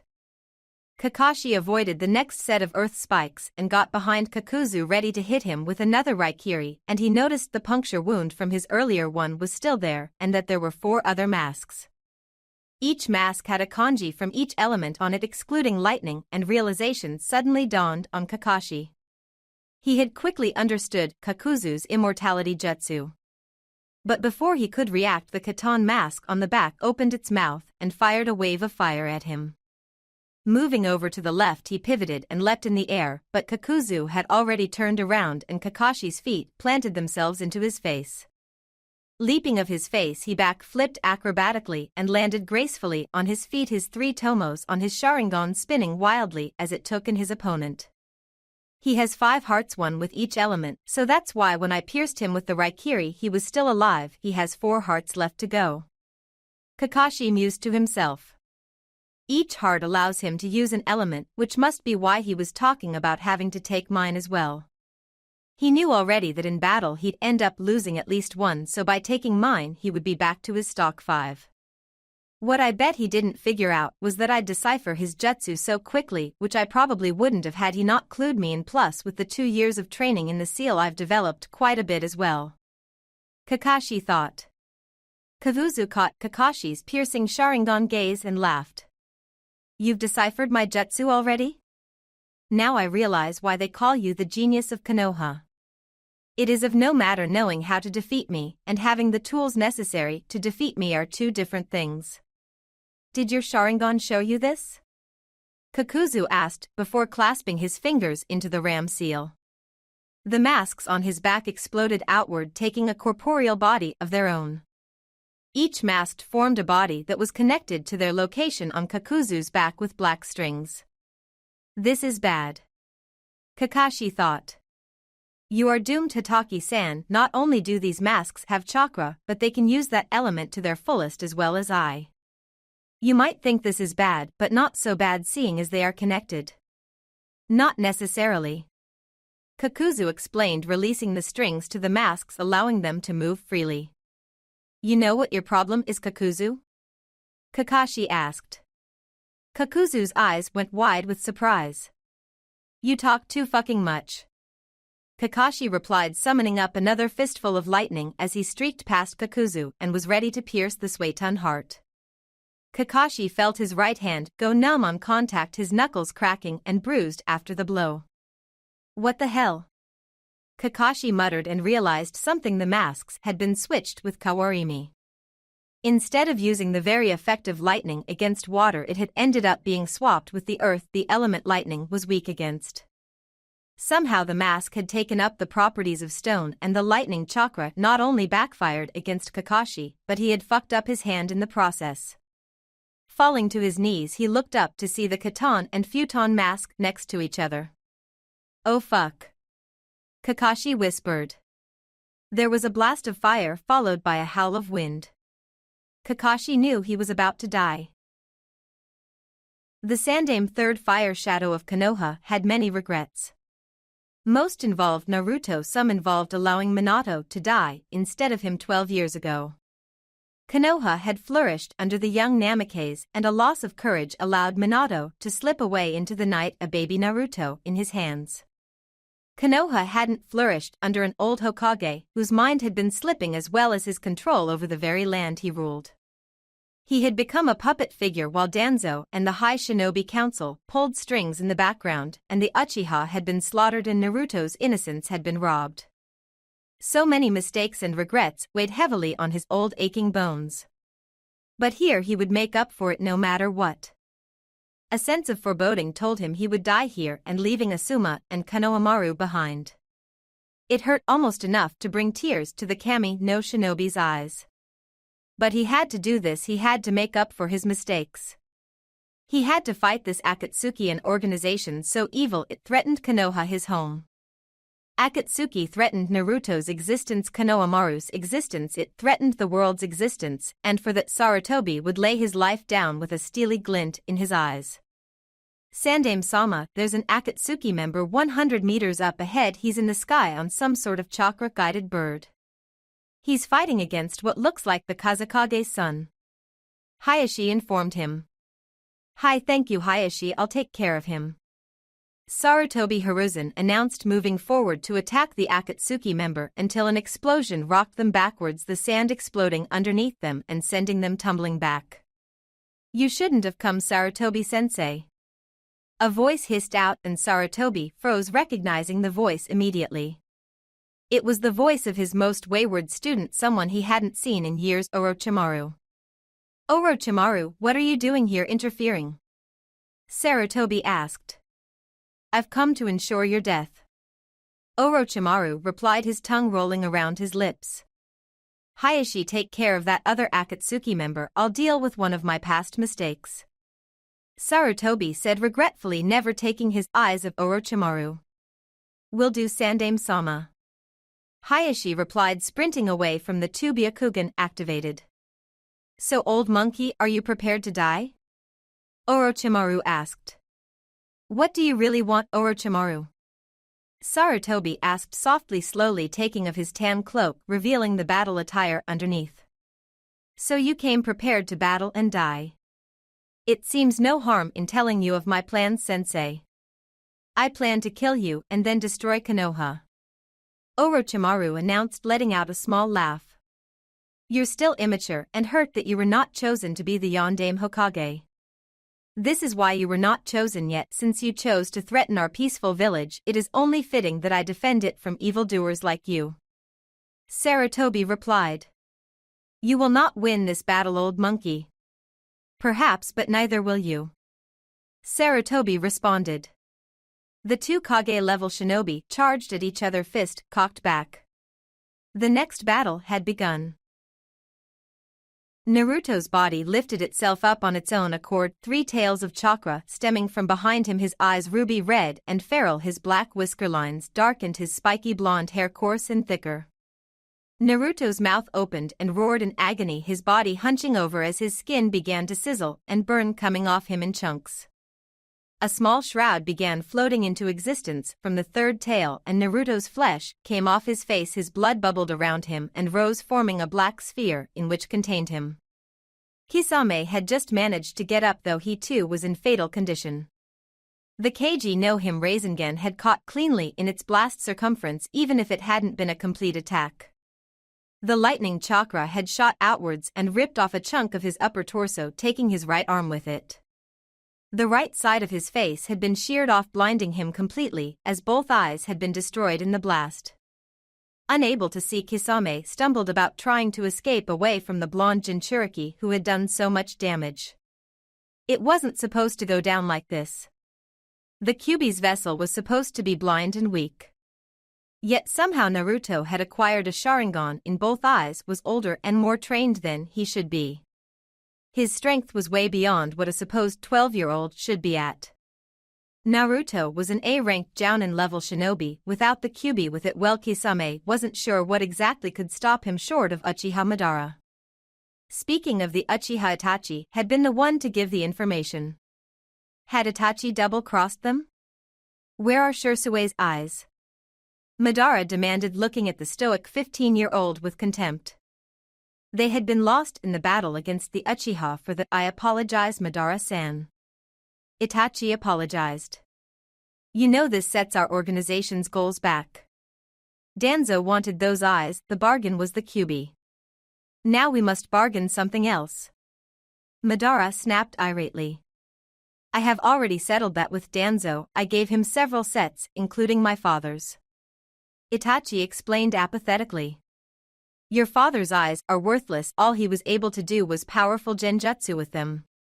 Shirsue had the eyes his could control people's thoughts, and those were the eyes Danzo needed. Why did you give him several sets of eyes? He will most likely try to use the Izanagi, our forbidden jutsu, even to us. Madara snapped. Madara Sendanzo is a frail man with frilier eyes. Giving him the Shursui's eyes would have been stupid, at least he's satisfied for now. The Jinchuriki is blind and weak with no chance of being a ninja. It seems you have a better deal this way. Itachi explained coldly. Madara slapped Itachi hard in the face. I suggest for your love of your life you should never take that tone with me again. Madara threatened dangerously. Before either could move or speak, Madara's face was on fire with black flames. And I suggest for your love of life and your eyes that you never do that again. Itachi warned coldly. Madara dropped to the ground and tried to rid the fire and found it was gone. I think I understand just fine, Itachi-san. Madara replied, getting to his feet shakily. Had Itachi betrayed them all this time? Before he could do too much, he felt the air pulsate with power. He tried to escape but fell to his knees exhausted and most likely fatally wounded. Normally he had his chakra and Samahata to rejuvenate him, but both were gone. Naruto stood in front of him, his body at least. Kyuubi was doing all the driving. Naruto was on all fours, his skin ruby red and darkened. His green eyes were gone and replaced with white orbs of light. His mouth enlarged like that of a wolf and light began to build up in his mouth. A skeletal frame was surrounding his body as some sort of defense. 6 tails whipped back and forth. What the fuck? Kisame asked fearfully. Naruto looked at him dispassionately, bright holes burning away where his eyes used to be. The light in his mouth built and Naruto reared his head back before bringing it forth, sending a destructive beam of light at Kisame. Kisame was no more, neither was Naruto. Chapter 15: The Lost Jinchuriki. Never in his life had Kisame been this scared. He was shaking, his muscles trembling as he attempted to force his chakra into healing his eye so he could see. His visibility was limited now, all he could see was a fuzzy figure in front of him with 6 tail-like appendages thrashing about and a foul chakra suffocating him. His vision began clearing and it was immediately fuzzy again as a bright light came out of his opponent's mouth. The Jinchuriki reared his head back and when it came forward Kisame knew he was going to die. A bright blast of white-hot chakra came bursting from the Chunin's mouth and collided into him.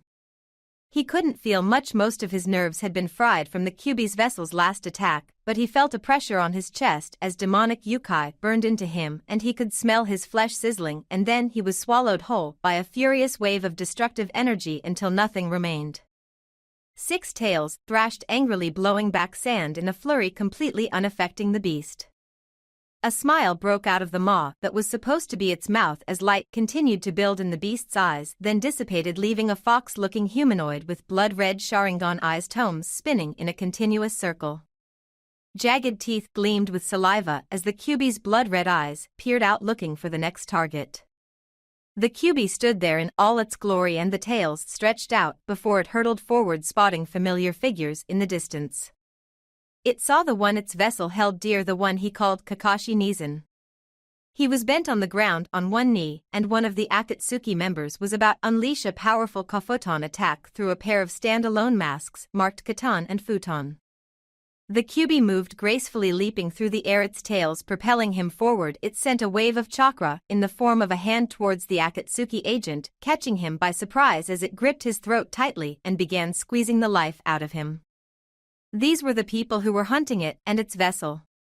The Kyuubi roared and blasted another beam of pure energy at the Akatsuki agent, ready to decapitate him, but black velvety ropes burst free from the agent's body and sent him flying away. The Kyuubi swiveled around to look at the man they called Hatake Kakashi, or better known as Sharingan no Kakashi. Its blood-red eyes looked menacingly at the spiky-haired leaf Jounin. "Are you in there, Naruto?" Kakashi asked worriedly. "He's not home." "I suggest you run now," Kyuubi warned, and Kakashi's eyes widened. He must have thought the seal's broken. If it had, I'd be using all 9 tails and I'd be in my former body, not this half-assed mimicry, Kyuubi thought. Kakashi froze in fear, knowing that the beast in front of him was not Naruto but the Kyuubi no Yoko. Did the seal break? Did Naruto tear the seal? Kakashi asked hesitantly, not wanting to anger one of the most powerful beings in existence and the very thing that killed his sensei. Obviously not. The Kyuubi scoffed. Else I'd be a few hundred feet tall with 9 tails thrashing about destroying everything. Kyuubi sneered, looking down at the elite jounin, analyzing him with blood-red eyes. Kakashi lowered his gaze and felt the hot breath of the Kyuubi spreading over him like an unwelcome blanket, the foul chakra making his breath catch in his throat and sweat bead down his back. Why did you save me? Kakashi then asked, his muscles tense and ready to spring into action at any point in time. Because of Naruto-kun. You have kept to your promise and honored your sensei well. While I couldn't care about either of the blonde monkeys, through your kindness my life has been easier in a sense. Do not look further into it than that, Hataki. When Naruto does return to this body, maintain what you are doing. Before I go, I will give you a parting gift. Kyuubi offered. You don't have to, you've spared me already. Kakashi replied warily. Be quiet and do not test my patience. I am only doing this because it will benefit Naruto in the long run. The fact that it will benefit you is not important to me. But I warn you now, this will hurt a lot in fact, so I do get a kick out of this. Kyuubi said mockingly, a unbefitting grin coming from its maw. What are you going to do? Kakashi asked cautiously. I'm going to imbue you with blood, the same blood that runs in Naruto's veins. The Kyuubi replied honestly. Why? For what purpose? Kakashi asked, his eyes rising as he looked at the Kyuubi. The Kyuubi's hot breath continued enveloping him. He sees you as his brother, it's only fit to make it official. By having Naruto's blood in your veins you'll gain more than you want to know. Kyuubi warned. Alright, I guess I don't have a choice but to do as you say. Kakashi relented, breathing slow as he watched a blood-colored needle come out from the Kyuubi, or better yet Naruto's index finger.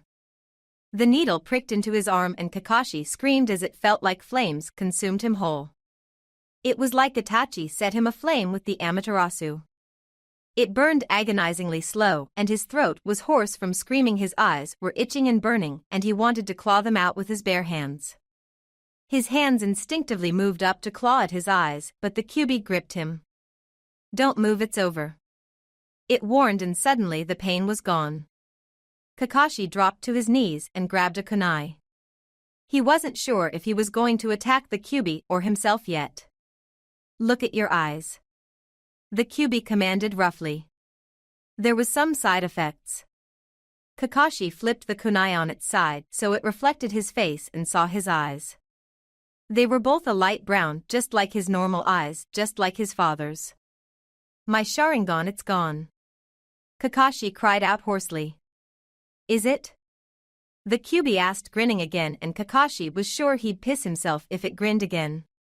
Focusing chakra to his eyes, he almost choked as he saw the brown mutate into blood red with 3 tomos in each eyes. Kakashi had the Sharingan in both eyes. Ah, so now you see. Kyuubi mocked, looking down at the stunned man with Naruto's Sharingan eyes. These eyes, these hateful eyes, will be with you forever. Sharingan no Kakashi. You, just as Naruto and Sasuke, Itachi and Madara will be forever enslaved to the power of the Sharingan. Naruto's blood runs through you as well. You will feel the difference as his genes merge with yours. Kyuubi continued. What differences? Kakashi asked numbly. I can't make it too easy for you, monkey. Go find out. I don't have much time to wreak havoc. Kyuubi pointed out and flung himself forward again. The Akatsuki agent that had fled earlier stood and waited for the Kyuubi, and as the Kyuubi was about to land in front of Kakuzu when jet black ropes exploded from the ground and wrapped themselves around the Kyuubi to suffocate it. Got you. Kakuzu sneered as a wave of ropes covered the Kyuubi entirely. Kakuzu stood there grinning, manipulating the black inky strings through the sand mentally and with chakra. His masks had crawled back into his back, though his lightning mask had been destroyed earlier by Kakashi's Raikiri. He would have Kakashi's heart right after he subdued the Kyuubi. Clenching the Kyuubi between the inky ropes, he smirked. Suddenly the binds that held the Kyuubi spontaneously combusted and caught on fire. The Kyuubi roared and the bonds melted underneath the Kyuubi's rage. "Stupid human, you think that's enough to stop me?" it roared, copy-will eyes bearing down on Kakuzu. Kakuzu suddenly realized he was dealing with the Kyuubi and not its vessel. "Oh shit," he said, nervously backing up as he launched another wave of black velvety strings to keep the Kyuubi away. Kyuubi laughed and bit into the strings, ripping them into pieces, and was about to leap into the air to pounce on Kakuzu when a scythe cut through the air into the Kyuubi's neck. It was ineffective. Kyuubi swiveled its eyes and saw the silver-haired Akatsuki agent Haiden. "Big mistake." it growled out through its fanged mouth. Haiden's eyes widened, his scythe rendered ineffective by the Kyuubi. It should have taken its head off, at the least hurt him a little, but it seemed it had done nothing to the bijou.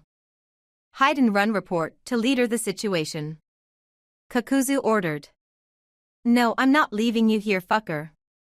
We're a team even if I plan to kill you someday." Haiden snapped back, pulling his scythe back and leaping in the air to strike the Kyuubi again. Kyuubi reared its head back and brought forth a wave of fire that blasted into Haiden's chest, knocking him backwards. Kakuzu took the opportunity to run through a set of hand seals quickly and brought both hands to his mouth. "Kafuton Kami Hikyu no Jutsu." He bellowed and funneled wind chakra into a dome in between his hands. The dome began spinning and suddenly a blast of fire roared from the S-ranked shinobi's mouth into the wind chakra and formed a large spiraling dragon shooting its way towards the Kyuubi. Its size easily doubled the Kyuubi as the fire dragon god Jutsu continued spiraling towards the nine-tailed fox. The fire dragon was blazing hot whitish-blue in color and had a large range that the Kyuubi wouldn't be able to avoid. The Kyuubi narrowed its eyes and brought one clawed hand forward and formed a spiraling sphere in his hands reminiscent of Naruto's Rasengan. Their sphere continued spinning, bleeding with black and red chakra, and Kyuubi moved forward and slammed the attack into the incoming fire dragon, and the attacks collided. The sphere kept spinning and spiraling, shredding through the fire dragon with ease, spraying the sky and the sands with fire, causing some of the sand to combust. Kakuzu's eyes widened as he saw his S-class jutsu reduced to nothing and let out a hollow scream as the Kyuubi had continued forward with his attack, the spiraling sphere catching his unprotected chest and grinding through the solar plexus, bone fragments shooting forward and out his back, finally exploding and knocking backwards in a spiral. He lay on the ground bleeding out as blood rushed in the direction gravity sent it, right out of his broken chest. He could tell he lost another 2 hearts. He felt like he died twice in that attack, and as he tried to call his chakra forward, he knew it was his Katan and Doton masks that had been destroyed by the Kyuubi. It stalked him and hovered over his broken body, and if he didn't get the hell out of here soon, he would die and 140 years of hard work would go to waste. He was Kakuzu of the waterfall, the man who killed the Shodai, the Nidame Mizukage and Suchikage. He had made millions of ryu as a bounty hunter, killing thousands of missing nin in the process. He tried crawling forward to try to salvage his last 2 hearts, and he just couldn't die here, not after everything he'd been through. "I am Senju Jozu, I am here to claim your land. Leave now and we'll spare you, fight us, and no one will be spared," Jozu announced, interrupting the local celebration in the village hidden in the waterfall. "We will not surrender," Kazama Akira, the high jounin of the village of, replied, pulling his katana swiftly. "You mustn't fight him, father, I'll take care of this," Kakuzu offered, looking at his father grimly. "You mustn't face the Senju-san, you aren't ready for that, and they have Kekkei Genkai that surpasses most of our skills." "I have to do this," Akira replied, sliding into an offensive stance. "Let me prove myself to you, father," Kakuzu demanded, the 15-year-old not taking no for an answer. Moving in front of his father, the legendary water user Kakuzu leapt in front of Jozu of the Senju and pulled out a kodachi and charged. The battle was over soon thereafter, and Jozu formed a wooden spear from his chakra and launched it in the air and pierced Kakuzu in the heart, and he fell over onto his stomach. As he laid there dying, the world faded to black and he expired. Somehow he awoke much later. He was alive and somehow stronger. "What happened?" he managed to mutter out through cracked lips. "Your father sacrificed himself, he gave you his heart." Jozu managed to escape afterwards and took his clansmen with him. They promised to return and bring more with them. His mother Kazama Kiri told him as she sobbed and cried over his prone form. "He gave me his heart?" Kakuzu asked confused. "Yes, Jozu had killed you and your father used his medical kenjutsu to give you his heart," Kiri told him sadly. "When Jozu returns, I will avenge Tusan and I will take the Senju's heart in return. I will cut off the rest of their heads and collect the bounty from the Uchiha, this I promise," Kakuzu assured his grieving mother. Kakuzu coughed up blood and struggled to get up. Black blood spewed from his lips and onto the sand. "Back up, Kyubi," a voice called out, and the Kyubi swiveled its eyes to see a red-haired puppet in tattered clothes holding out the body of Niyujito. A long steel tail was protruding through her stomach.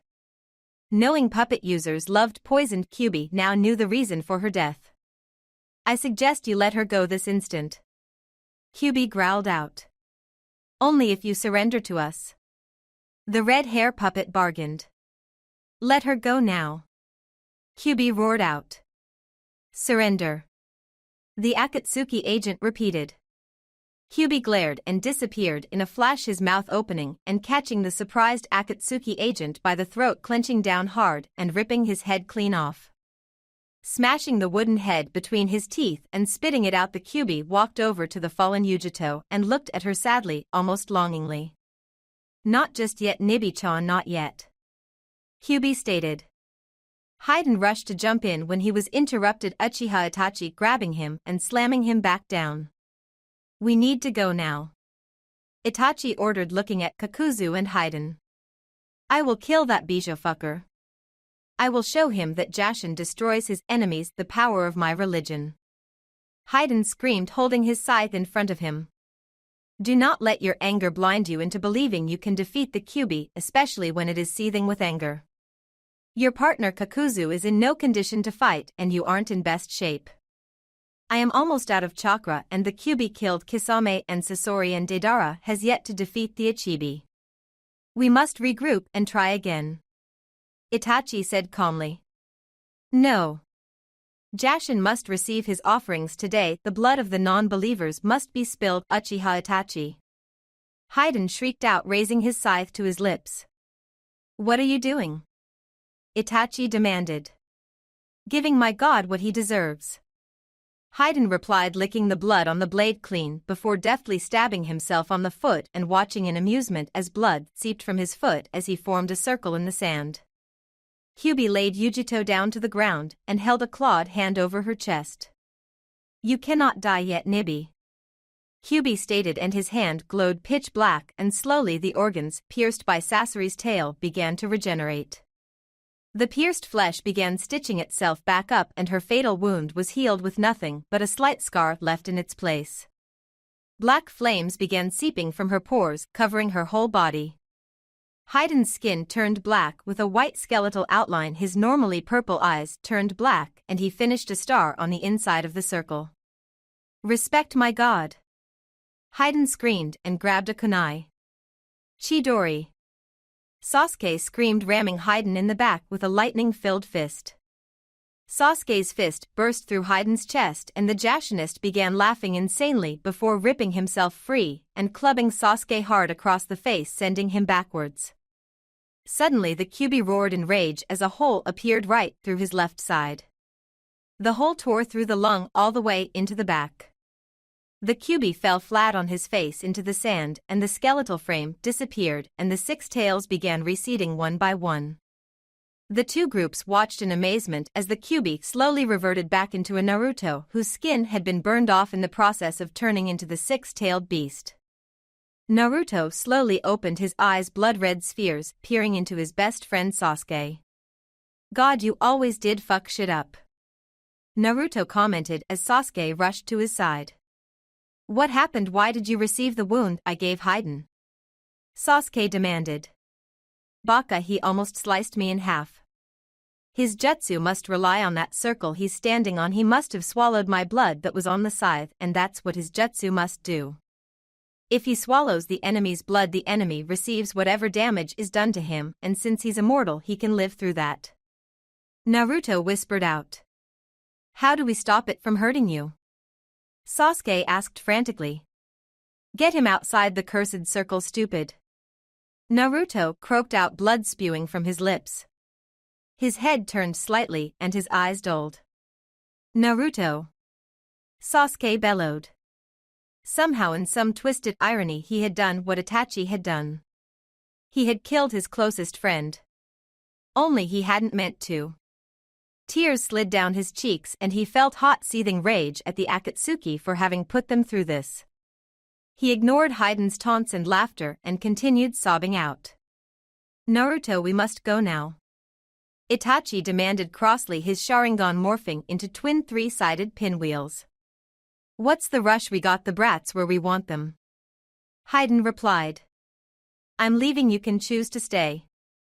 Itachi replied, his voice low and dangerous. Sasuke fell to his knees, tears spilling down his cheeks.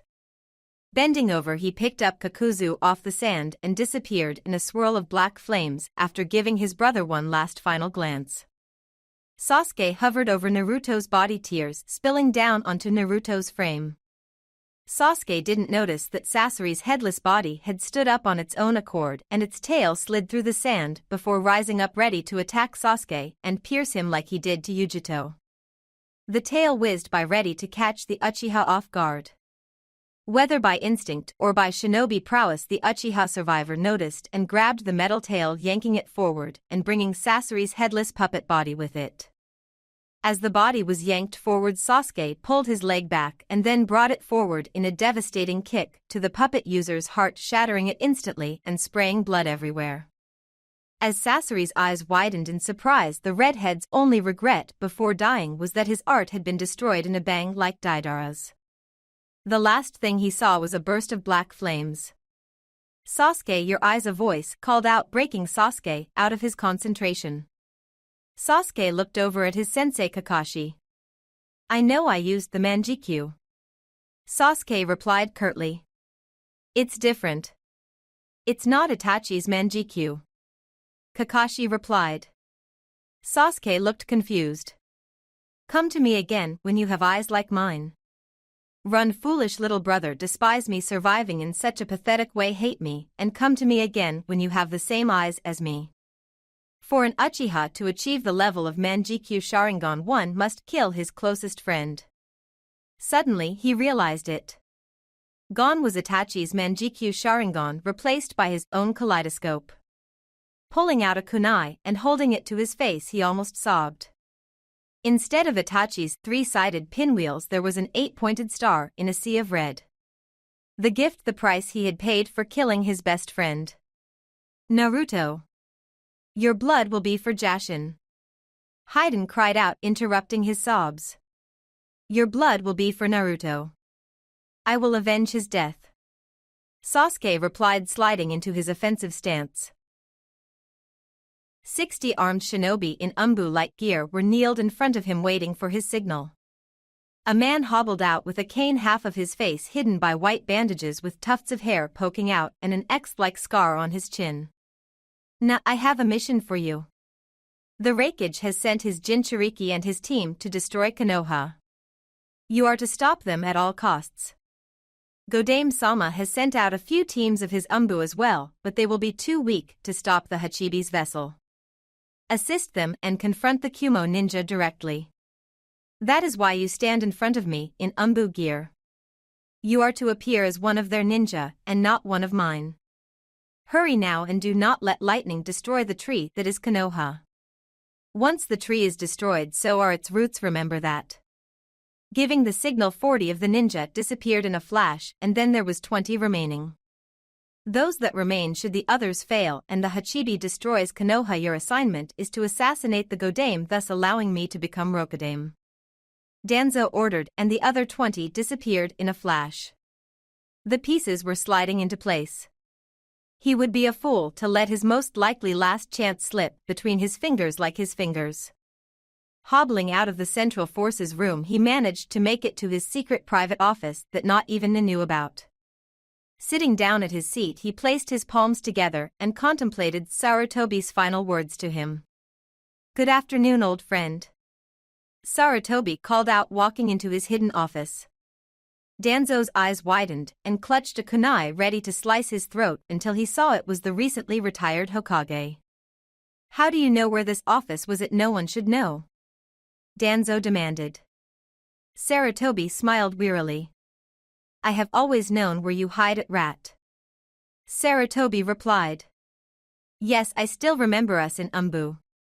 I was monkey, of course. Since I've become Hokage, you have undermined me at every turn, friend, when I've done nothing to warrant such hostilities, old friend." Sarutobi spoke with such calamity that it unnerved Danzo. "I have not meant to undermine you, Sandame-sama, I just have Konoha's best interest at heart," Danzo replied, bowing low to the third fire shadow of Konoha.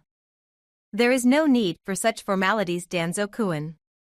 This will be the last time we speak. After all, you know you could always call me Hiruzen," Sarutobi responded, pulling out his pipe and motioning for Danzo to give him permission. Danzo nodded and Sarutobi lit his pipe, blowing out a small cloud of smoke. "Do you foresee yourself dying, or are you here to kill me now?" Danzo asked, trying to see what he had to prepare himself for. "Do you feel endangered, Danzo? Like I said, I have always known where you hide. It had I chosen to, I could have crushed you a long time ago and spared the headache you'd become," Sarutobi stated, blowing out another cloud of smoke. His face was apathetic, completely shinobi-like and emotionless, yet Danzo could feel an underlying message, a sense of disappointment in Sarutobi's words that he was trying to understand. "But I have spared you all this time because you did have Konoha's best interest at heart, even when it's cost the Leaf lots of lives for your defiance. Your morale and consciousness have deteriorated so much, and it's claimed the lives of the Uchiha, the childhood of Uzumaki, Naruto, and so many others," Sarutobi continued. "To be frank, Hiruzen, it was not my defiance that cost so many their lives, but it was your weakness, your refusal to acknowledge the threats that sometimes are within our own village," Danzo snapped, looking at Hiruzen through one onyx-colored eye. "You have changed from the god of shinobi to a senile old puppet whose peace-loving beliefs have destroyed the military prowess of Konoha," Danzo spat out. Sarutobi blew another cloud of smoke. "Those peace-loving beliefs were inherited from the Shodame and the Nidame when I took over their mantle. Those peace-loving beliefs are what allowed Konoha to strive and become the strongest of the 5 nations, and so it has remained. Those beliefs are what keep you alive now, or else you would be crushed under fist," Sarutobi replied dangerously, his voice low and grave. "I am alive simply because you need me, or else you wouldn't have freed me from prison, don't you, Sarutobi?" Danzo said, snidely smirking. "Someone has to do what my root forces do. We do the horrible things your shinobi do not have the gall to do. Perhaps, but remember this, I did not spare Koharu and Homura. I will not return from this trip to Sunagakure, but remember this, Danzo-kun, leave Naruto and Sasuke alone." Hiruzen warned, an unreadable look passing through his face. "They are after me. We will eventually fight in battle," Danzo confessed honestly. "You being around is the only thing that stops the Uzumaki and the Uchiha from taking revenge. They will kill you, you must know that," Hiruzen replied. "I may be as old as you, Hiruzen, but even I have tricks up my sleeve," Danzo assured casually. "Naruto will be even stronger than the 4th. He is nearly at his level now. He will be legendary, almost as famous as the Rakuto Sannin. Sasuke is going to pass Itachi easily, and if you spite him and blacken his heart anymore, he will be the next Uchiha Madara. Not to mention Kakashi is almost a father figure for them. He will destroy you if you even breathe their name. He isn't our most feared jounin for any reason, and he could smell you out if he wanted to, so I suggest you leave them all alone. But knowing you, you will not, and so in the afterlife I will see you rival," Sarutobi answered, bidding his closest friend goodbye. "Was there ever any good times between us?" Danzo asked. Sarutobi was quiet for a second. "Of course there was, we're best friends after all," he replied, never looking back and disappearing out of there. Danzo frowned slightly. He felt somewhat displeased at the fact he would not obey Sarutobi's last wishes. He would disgrace Sarutobi's name and betray them because Konoha required it so. Namake's Naruto and Uchiha Sasuke needed to die because Konoha demanded it. Hayashi was having a hard time defending against Deidara the S-class Nukenin from Iwa. The Nukenin had the ability to form clay and mix it with chakra to have explosive results. Not to mention with a psychotic Jinchuriki next to him trying to kill him while he defended him from Deidara wasn't helping either. Hyuga Hayashi was a retired jounin and it showed his chakra pool was less than expendable and his juken wasn't flawless like it used to be. This is my art, yeah. Deidara called out, launching a handful of spiders at Hayashi. A wave of sand was summoned to crush a few, but a few still fell towards them. Sighing in exhaustion, the Hyuga clan leaders glowed blue as he charged in and began striking the falling spiders, deactivating by striking at specific points in the spider's chest. A spider dropped next to him and he instinctively spun around as he released a kaiten, blowing the spider upwards as it exploded. You're not too bad, yeah. But you're too old to keep up with me, just give up and I'll make your death an art. Deidara demanded, forming a white bird that he leapt on and continued his long-range assault. Suna Shuriken. Gaara spat out as the 13-year-old launched shuriken made of sand at Deidara, who would maneuver the bird away from the shuriken. Hayashi rushed over to Gaara, who was still firing away. Alright kid, you're up. Either release the Ichibi and destroy that bastard or throw me up on top of his bird and I can attack him from there. Hayashi advised. I do not listen to you, I will prove my existence by killing you both. Gaara spat his teal eyes wide as he summoned up a wave of sand to drown Hayashi. Acting instinctively, Hayashi released a kaiten that blew Gaara back despite his ultimate defense. Stop that now. Hayashi barked out. He will kill us if we don't team up. I will kill you both. Gaara screamed out, summoning a wave of sand and launching it at Hayashi, who ducked out of the way. It is not my duty to protect you, Jinchuriki. Your existence is an abomination to life itself. If you continue this, I will walk away and leave you to die. Hayashi warned. Shut up, you're just like all of them. You will die like all of them. Gaara threatened. Suddenly a holographic image appeared in the sand, reflecting a taller man with spiky hair and eyes with inner rings. Deidara. The voice boomed. Hayashi stepped away from the holographic image while Gaara summoned a wave of sand at it. Before it got close, a force repelled the sand back at Gaara, who looked confused. Deidara landed the bird in front of the image and knelt on one knee. Yes, Leader Sama. Retreat and return to base. There is too much ruckus and only subtleness could help us in this occasion. You will return for the vessel of the Ichibi later. The image ordered. Hi. I will take my leave now, Leader Sama. Deidara replied and hopped back onto the bird. I will see you later, Ichibi-chan. Next time I will paint Sunagakure with my art, consider yourself lucky. Before Hayashi and Gaara could move, the bird leapt into the air, hovered, and then flew off. What the hell? Hayashi asked and turned towards Gaara. Gaara had a murderous look to him. I will prove my existence, mother demands your blood. Gaara roared out. For shinobi sped up as fast as they could through the rain, chakra burning under their feet as they maintained balance atop the lake they were running on, passing the outskirts of Amigakure. It seemed as if the rain would never cease, never let up and swallow the foreign Kumo ninja underneath the waves of water. Leaping into the air, water sprayed their hair and came down their face like sweat. Landing onto the lake with stealth only experienced shinobi could muster, they took off again in another leap. Hours later the rain had stopped and they had found a small clearing of trees they could rest and avoid the rain under. Seeing a vast array of trees up ahead, the four shinobi stopped and took cover under some trees. All these trees, I think we've entered Hai no Kuni. One of the ninjas spoke up. It was a younger dark-skinned male who spoke first. His three companions looked at him and nodded in agreement. It would appear so, Captain Obvious. A sarcastic female voice spoke out. It belonged to the second in command and future Jounin Samui. She was 17 while her other two companions were 16 and twin siblings at that. The twins were nearly identical, though one was female and the other was male. Both shared dark skin and dark hair and bickered constantly, much to Samui's irritation.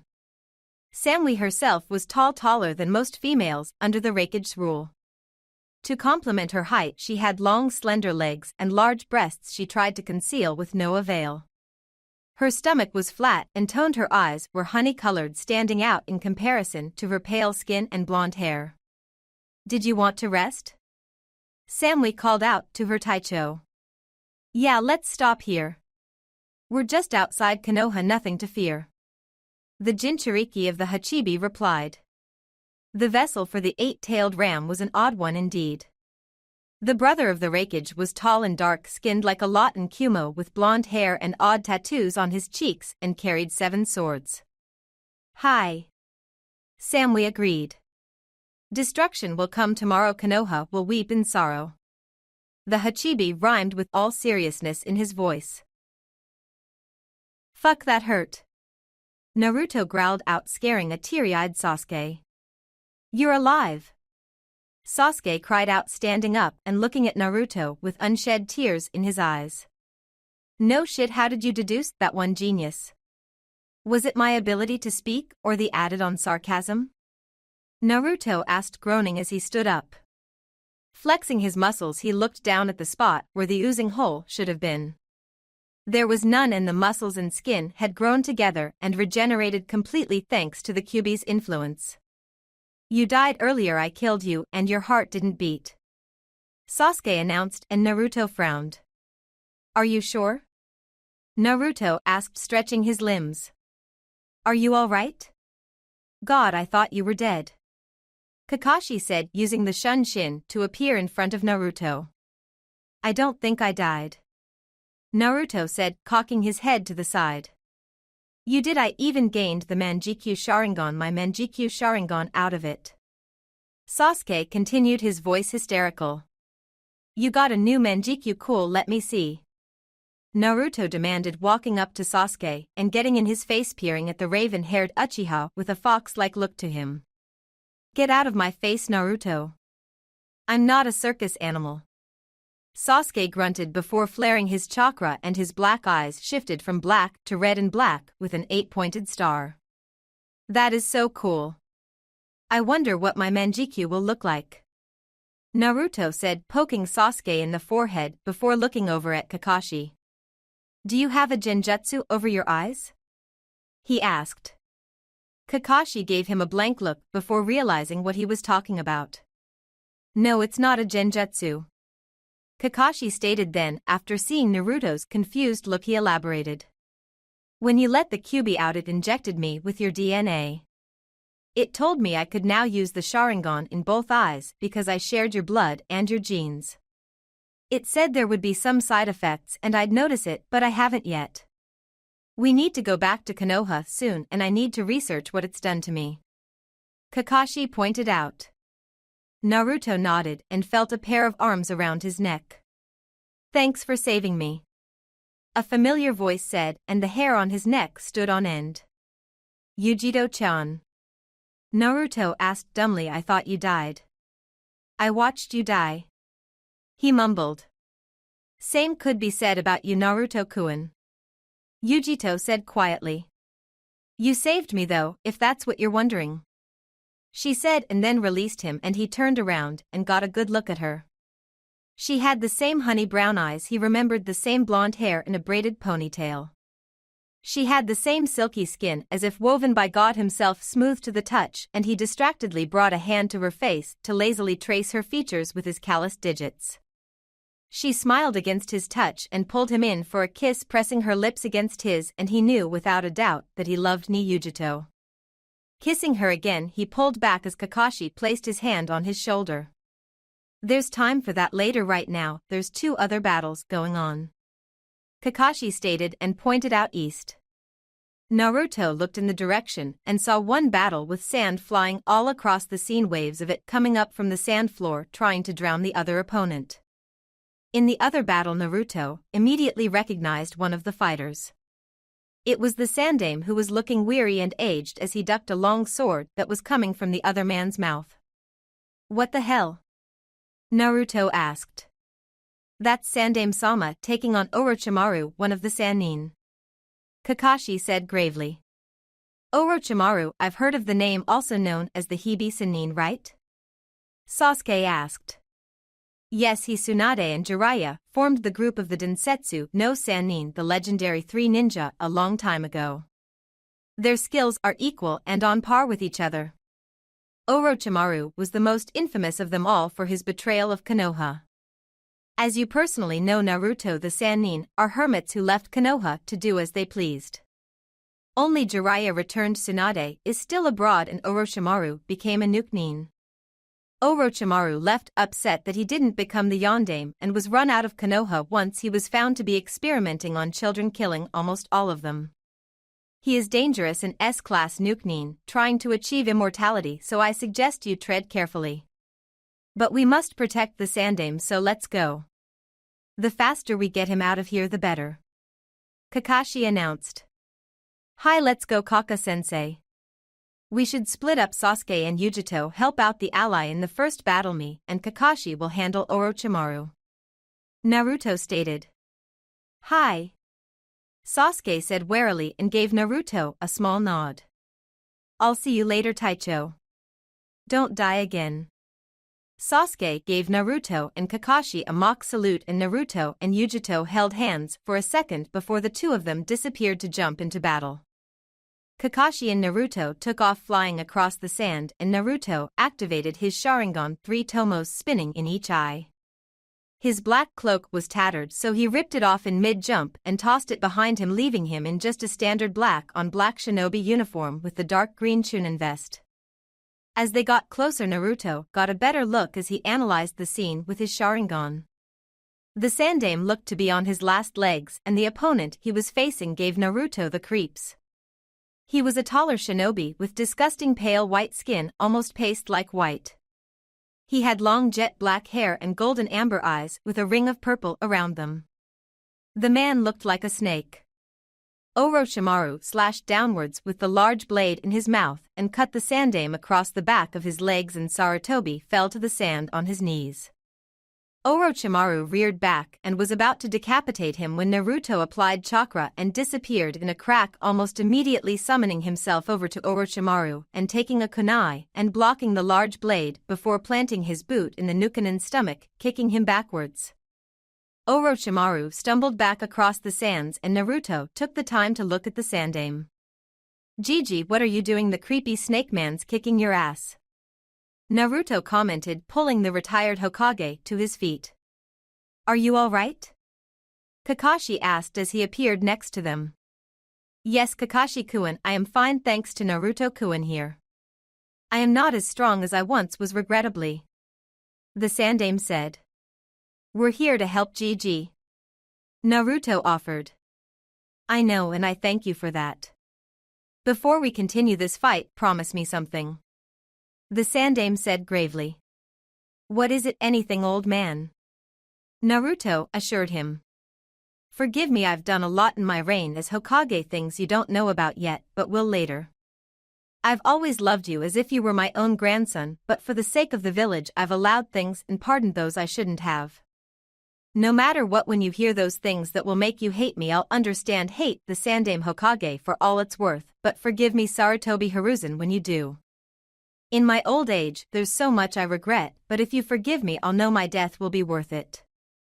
I will die here today in Sunagakure, Naruto, it's only time, so forgive me before I do," the Sandaime asked.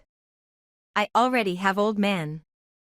You had my forgiveness a long time ago," Naruto explained, placing a hand on the old man's shoulder. "Fufu, isn't this a touching scene? Well, let's make it more touching if you don't mind," Orochimaru called out, his tongue sliding out of his mouth invasively as it wriggled about. "Leave the old man alone and fight me," Naruto demanded. Orochimaru suddenly began going through some hand seals and bit his thumb before wiping the blood onto each fingertip and calling out, "Kuchios Edo Tensei."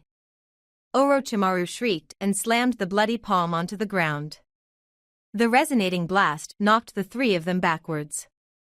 As they struggled to get up, killer intent was leaking into the air, and as they got up they saw Orochimaru with 3 coffins standing up on end.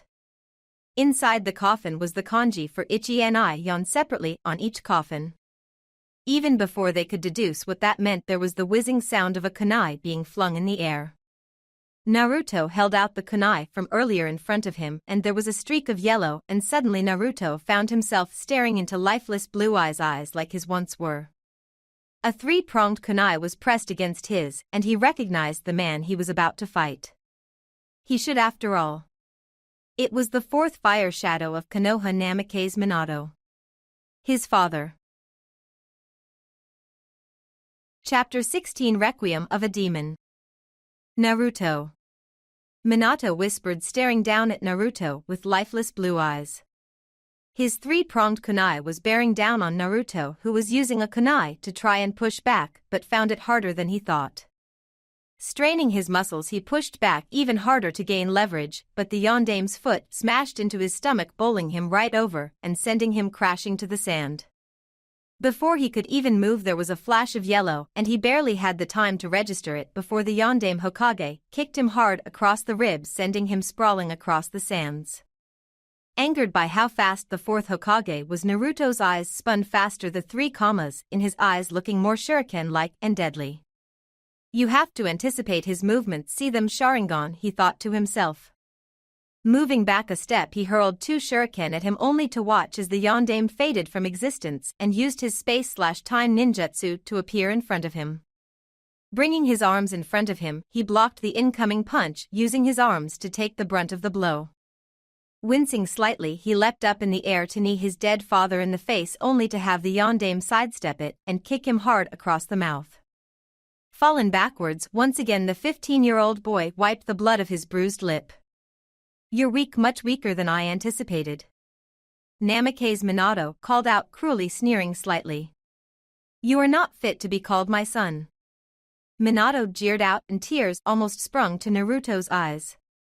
Naruto stood up to his feet and stared at the father he'd never known. Look at you, Minato, you're Orochimaru's puppet, and you're right, I'm not your son. Naruto stated. I have no father. Naruto added quietly. Minato's lifeless blue eyes narrowed. What did you say? Minato asked coldly, his eyes frozen ice chips. Naruto ignored him. You're weak, much weaker than I anticipated. Naruto called out, repeating what his father said to him. I should be dead by now. Naruto informed him. Show me the depths of your power, son. Minato demanded. Naruto stood there before his hands formed the ram seal, and he drew chakra from his inner core before exploding with blue-white chakra molding around him like an aura, completely free from the Kyuubi's taint. Naruto's Sharingan continued to spin madly before coming to a halt in a 3-bladed shuriken manjikyu state. I'm better than you. Naruto informed him coldly. Minato shook his head. How can you kill what you can't see? Minato asked. Minato hurled a 3-pronged kunai at him, and Naruto returned the volley with one of his kunai. Kage Shuriken Bunshin no Jutsu. Naruto called out, and the kunai replicated into 100. Before the 3-pronged kunai could reach Naruto, he vanished and appeared above Minato, landing in front of him. The 4th Hokage's eyes widened. Throwing a punch at Naruto, the Chunin blocked it and lightning chakra rushed to his arm. Raryoken! Naruto shouted before uppercutting the 4th Hokage with a fistful of lightning, sending him flying up high. The long-dead Hokage crashed into the sand and got up a few seconds later, laughing. You little bastard, you stole some of my jutsu. You obviously know the Hiraishin, and you even changed up my Shoryuken to add lightning chakra, not bad, little ninjin. The Hokage called out, sneering slightly. That was nothing, and you haven't seen my Hiraishin. It took a while to develop, but I've surpassed you on a whole new level, Otusan. Naruto replied. Show me the depth of your power. Minato shot back, and there was a blaze of red chakra exploded from the young ex-Hokage's pores. It looked a lot similar to the Kyuubi's cloak. He almost looks like me when I use the Kyuubi's chakra. Naruto noted mentally and used his Sharingan to peer in closer. Minato crouched low on the sand as a red bubble of chakra began protruding from his rear, followed by another tail. That is the fox's cloak. What the hell? Minato's nails extended and sharpened and his eyes blurred from lifeless blue to menacing red with black slits. Fangs bared, he looked ready to rip out Naruto's throat. There was another 2 tails emerging from it, and Naruto waited in expectation for Minato to start looking like a mini Kyuubi like he did, but it never happened. As he stood there in shock, finally 9 bubble-like tails were protruding and Minato stood back on his feet. Suddenly the tails dissipated and the cloak vanished, and standing there in front of Naruto was someone that didn't look like his father. This thing was utterly evil. Menacing red eyes and spiked blonde hair with red tips. A cruel smirk marred his handsome features, and Naruto watched as the wound he left earlier from the Reryuken disappeared as if never there. What are you? Naruto dared himself to ask. I am what I am. It spoke cryptically. What does that even mean? Naruto asked, surveying the area. 12 years ago I sealed the Kyuubi into a child, my child to be exact, except in order for the process of Jinchuriki to be successful the Kyuubi I had to be split into 2 halves. The Yang chakra and the Yin chakra. It explained. I don't get it. Naruto stated warily. The Yin chakra is sealed away into you. It encompasses the Kyuubi's chakra, his power, my massive hate. The Yang chakra was sealed away into me, that was the other half of the Kyuubi's chakra. The Kyuubi's power is infinite, immeasurable, even when divided in 2. Your body was much too young to handle the full strength of it, the darkest part of the Kyuubi, and sealed it into myself. I am the Kyuubi, I am Namake's Minato. It claimed. There's no way that's possible. Naruto shot back. It is puny Ningen. I am fused inside this body, and my anger is so strong and so dark even your pathetic father the Yondaime wasn't able to overcome it. But I was not able to overcome him. Even now I have only managed to slow down the fatherly love he has for you. I hate you and he loves you. Why? You're a pathetic monkey, a useless Ningen. You are a gnat in my eyes, a waste of life. Most of you bite the dust before 70. Why do you exist? Why do you insist on defying me, puny ninja? Minato roared. Naruto finally understood. I see you've also made him weak. I might be a puny Ningen in the face of something as old and powerful as you, but the time has come. I hated my father for the better part of 15 years, never truly understanding why he sealed the Kyuubi in me, and I still don't. But he did it to protect Konoha and resorted to being stuck with you to save me. I will honor his sacrifice. I will not let you win. Naruto called out angrily. Looking the red-eyed humanoid in the eye, Naruto added. Otusan, I forgive you. Forgive me. You will not beat me. Minato roared. Naruto ran through a set of hand seals faster than he could blink. It sounded like an array of birds screeched as lightning chakra built in his hand, and he charged forward, disappearing in a flash and reappearing in front of the fused Hokage, and he rammed his fist through his chest. As he impaled his father, there was a spray of dirt that blinded him for a second. He pulled his hand out and it was covered in mud. What the fuck? Minato smiled as the gaping wound in his chest began to close itself. It'll take a lot more than that to hurt me. He stated calmly, a smirk on his face. Have it your way. Naruto replied, backing away and raising a hand into the air. What the hell are you doing? Minato demanded. What you never were able to finish, father. Naruto said, and his eyes began showing the telltale sign of yokai influence as a black slit appeared in his eyes with the 3 tomes spinning around it. Summoning up his chakra, a Rasengan appeared in his hand, a swirling mass of energy forming a sphere before turning into a spinning blue and white ball of doom. Concentrating more wind chakra, 4 shuriken-like blades appeared emitting a high-pitched whine as the discs spun madly until it began to blur. What the hell? Futon Rasen Shuriken.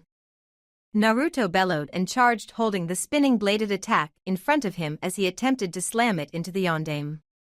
The fused Hokage looked at it in horror, and there was a golden flash, and he dissipated instantaneously before Naruto could destroy him. Naruto released the attack, and before he could move, a kunai was placed at his throat. "Gotcha," Minato uttered calmly. "Is that so?" Naruto replied, disappearing as quickly as the Hokage had. Reappearing a few feet away from the Hokage, in a crackle of lightning he smirked, seeing the yondaime's frustrated face. "How did you do that, disappear like that? I swore I'd master your infamous Hiraishin jutsu, and I couldn't. I suck at seals, don't really have the time to sit and draw kanji all day. So I made a variation, and that became the true lightning god jutsu. I am the lightning god," Naruto declared. "I don't get it," Minato replied. "Your jutsu requires a kunai, or a tag of some sort, already laid out to summon yourself to that spot. That is its weakness, that as long as you see the kunai coming you can successfully avoid it. You're fast inhumanely, so it's no wonder you killed all those Iwa ninja, and yes, you can summon yourself instantaneously to a spot using the space/time continuum, but my Hiraishin is very different." Naruto spoke. "How so?" Minato asked. "I don't need kunai tags or seals." Naruto spoke and tossed his black cloak to the side and pulled up his black shirt, revealing the Reaper Death seal that sealed the kyuubi away. Above that seal was another one with a circle and 4 lines of kanji inside them. "What is that?" Minato replied. "It's an intricate seal that Kakashi did for me with some help from Jiraiya. This seal is the foundation for the new Hiraishin. I am a lightning user with the ability to manipulate large amounts of elemental chakra. While I don't really understand the seal work, and all what this allows me to do is summon myself instantaneously through the use of lightning chakra. Wherever the chakra is dispersed, I can safely travel at the speed of light itself. Of course, it only works when I can summon the lightning chakra, which takes a lot of focus and precision, but since I use so many lightning jutsus, wherever any of that energy disperses I can follow it," Naruto explained smugly. "Hence why you called it the true lightning god jutsu?" Minato questioned, his brows furrowed. "Yes, but my speed alone rivals yours, so there's no real reason to use it often," Naruto replied. "You truly do not know who the Yondaime Hokage was?" Minato replied, laughing. Naruto winced. "What's that supposed to mean?" he asked. "You're good, nowhere near as good as I am. I am a god. I may not control space and time like Uchiha Madara, but time is my domain. I am not rivaled by any mere ninjin, not even my own flesh and blood. I'm faster than time itself," Minato replied. Naruto raised an eyebrow, and suddenly there was a bright sphere of swirling energy rammed into his stomach, and the yondaime/kyuubi humanoid was suddenly in front of him, yet still a few feet away at the same time. "Fuck!" Naruto screamed, and the Rasengan grinded into him and blood shot everywhere as his stomach was torn a shred. He was doomed. Kakashi was tired. Chasing down Orochimaru to then start battling the Shodai and Nidai Hokage was no easy task. While his was an elite jounin and probably Kage level, but taking on the original Shodai and Nidai was a kick to the nuts. Sure, his 2-year stint in the Chamber of Time and Requirement had allowed him to train and become more powerful. He was probably on the same level as Itachi. While the Konoha Nuke Nin had the Manjikyu Sharingan, Kakashi definitely had a few tricks up his sleeve. Then again, he was probably the most fit to fight the 2 Kages.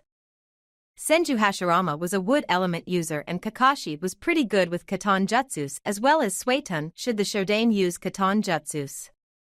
Senju Tobirama had just Suiton Jutsus as his lightning sword had been stolen from him, and Kakashi, like Naruto, excelled in Raiten Jutsus. Watching the Sandaime wearily from the corner of his eyes, it had not taken long to disseminate Orochimaru's jutsu. It was hard, but Kakashi wasn't the copy Nin for nothing. Using his Sharingan, he analyzed the Shodai and Nidai and realized exactly how they needed to defeat them. Of course this was his assumption, but to him fighting the Shodame and Nidame wasn't as much of a difficulty as he expected. It was time and energy consuming but not overtly physically difficult. The Sandame was waging war against Orochimaru and faring pretty well. But this was Orochimaru again, so it would be safe to assume that summoning up 3 Hokages was pretty costly to his chakra. The Shodai and Nidai should have been too strong for a Jounin, albeit powerful one like himself, but it seemed as if their chakra was limited. It appeared as if it was limited to Orochimaru himself, and while Orochimaru had a fairly giant amount of chakra, fighting while feeding 3 Hokage's chakra had to be taxing. Unless the jutsu wasn't fed by Orochimaru's chakra, but rather it was preset at a certain value. The Edo Tensei pulled a soul from death and is forcibly shoved into a faux body created by a human sacrifice. Then a seal shiki was placed into the head of the summoned ninja to control it, but somehow it manages to keep the ninja's personality and Kekkei Genkai as well as other traits. It's like one summoned the actual person, but there had to be a limit to the chakra it consumed, Kakashi mused. Normally Kakashi wouldn't stand a chance in hell against the Shodai and Nidame, but because there was a cap to their power he might be able to pull it off supposing he had the chakra and grit for it. But honestly he was more worried about the Sandame. Fighting Orochimaru is never an easy task, let alone when you're old and far from the Kami no shinobi feared throughout the 5 great nations. Kakashi had to win. There was no other option. Sasuke and Yujito rushed forwards towards Gaara with fluidity at that speed that Gaara and Hayashi Hyuga were caught unaware when Sasuke burst forward and kicked Gaara clean in the face before his sand could rise to protect him. Gaara was blown backwards from the force of the kick and was sent stumbling across the sand. "What's the status?" Sasuke stated, swiveling his eyes towards Hayashi. "He is Gaara the Ichibi Jinchuriki." Hayashi replied. "So he's like Naruto?" Sasuke asked. "Yes, his demon allows him to summon sand subconsciously for defense and offense. It's a nearly perfect defense." Hayashi stated, his Byakugan still fixed on the now rising Gaara. "What's the status on the other teams?" Sasuke asked. "Currently Naruto-san is fighting." "No, it cannot be," Hayashi said, gasping. "What's wrong?" Yujito asked, her eyes steely, her jaw hardened. "It seems like Orochimaru used a forbidden kenjutsu called Edo Tensei to summon up the 3 dead Hokages. Kakashi and the Sandame are fighting off Orochimaru, the Shodame and the Nidame. Naruto is fighting the Yondame, but it appears they are at a standstill," Hayashi informed them. "That bastard Orochimaru went that far? Where's the backup squad?" Sasuke asked coolly. "They are engaged in a fight against a silver-haired medic Nin, and from the looks, and he's giving them quite the hard time. Sasuke will split from here. I'll handle the Ichibi, and you go help out Kakashi. Hayashi, if you can provide some more help to the backup team," Yujito ordered, and Hayashi and Sasuke nodded. Hayashi didn't obey out of rank, because he was an elite Jounin of Konoha and outranked her, but she was a Jinchuriki, and how better than to have her fight another Jinchuriki vice, an aging Hyuga like himself? Kurabi halted to a stop, holding up a closed fist, signaling his squad to the same. In front of him was the Godame Hokage Jiraiya of the Densetsu no Sannin, flanked by a group of Jounins. "Damn it!"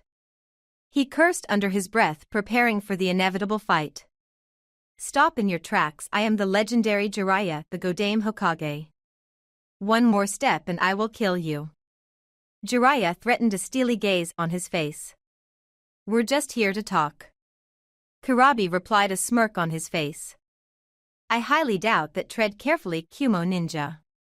I could care less if you are the Raikage's brother B, or that you're Kumo's last Jinchuriki," Jiraiya stated, standing tall but warily. "We want Yujito back and we're willing to pay whatever price we have to for her," Kurabi responded. "Absolutely not. You violated the Shodai's treaty, and the price you'll pay is knowing that Yujito is in our hands now," Jiraiya replied harshly. "I'll have to ask that you reconsider, Hokage-sama," Kurabi said slowly. "The answer is final. Are you really ready to wage war against us over one Jinchuriki and sever the treaty we signed long ago? Kurabi asked, his hand itching to reach for one of his swords. No, but Konoha is ready to cut some Kumo heads off if you threaten war against us over one Jinchuriki. Let me make something clear for you. I am not the Sandaime. I am not patient nor calm nor forgiving. You already broke the treaty once and attacked us before to get a set of Hyuga's eyes, and last time an innocent man died to keep peace. This time I will not allow that to happen. Tell your Raikage that I'm not the one he wants to test. The next time I catch Kumo shinobi on Konoha territory without official papers, we will not be kind. I am not giving you Yujito. Now get the fuck out of my land. Jiraiya snapped, his face marred by a snarl. Kurabi looked at him calmly before letting out a small smile. You will regret this, Hokage-sama. Turning around to face his subordinates, he motioned for them to go and they took back off into the trees. Jiraiya looked at the Jounin. Tail them, make sure they leave. Should they be aggressive, give me the signal. Jiraiya ordered. The Jounin disappeared in a flash and took off after them. Minato was stood up, 4 tails of demonic yokai swirling behind him. He was standing there basking in his victory of his arrogant son. He had defeated him easily. The stupid boy wasn't even worth his genetics. A glimmer caught his gaze and his eyes leveled on his son again as he watched Naruto's body shimmer and then disappear. You didn't think it'd be that easy, father? Naruto called out. Minato turned around and saw Naruto standing there harmless. How? He growled out angrily. Naruto pointed to his blood-red eyes. This is how a good majority of this battle you've been under a genjutsu. Naruto stated. But I have the Kyuubi in me and I'm the Yondaime Hokage. You cannot ensnare in a genjutsu. The Kyuubi's chakra would cancel it out, and I know you weren't using the Manjikyu Sharingan. Minato stated. No, I wasn't. It's more about these particular eyes, Naruto said, sliding back into fighting stance. You see, Uchiha Itachi gave me a certain pair of eyes that belonged to Uchiha Shursui. His prowess in genjutsu was ridiculous.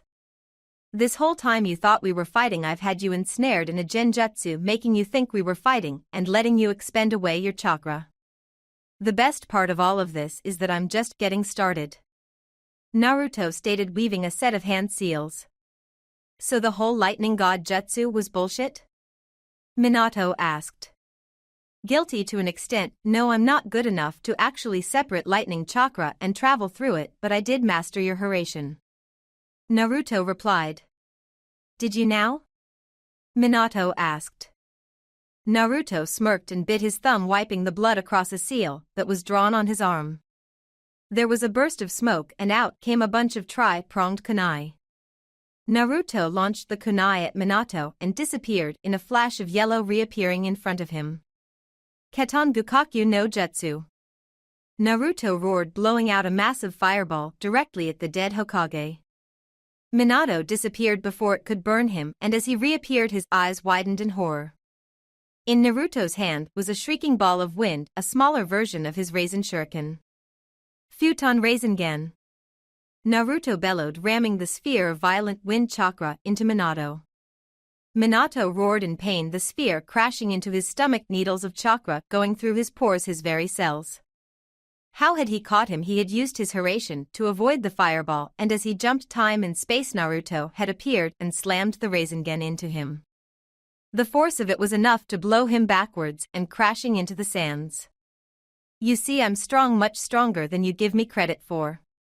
We knew Orochimaru had something up his sleeve, so for 2 years I trained every day in nothing but in preparation.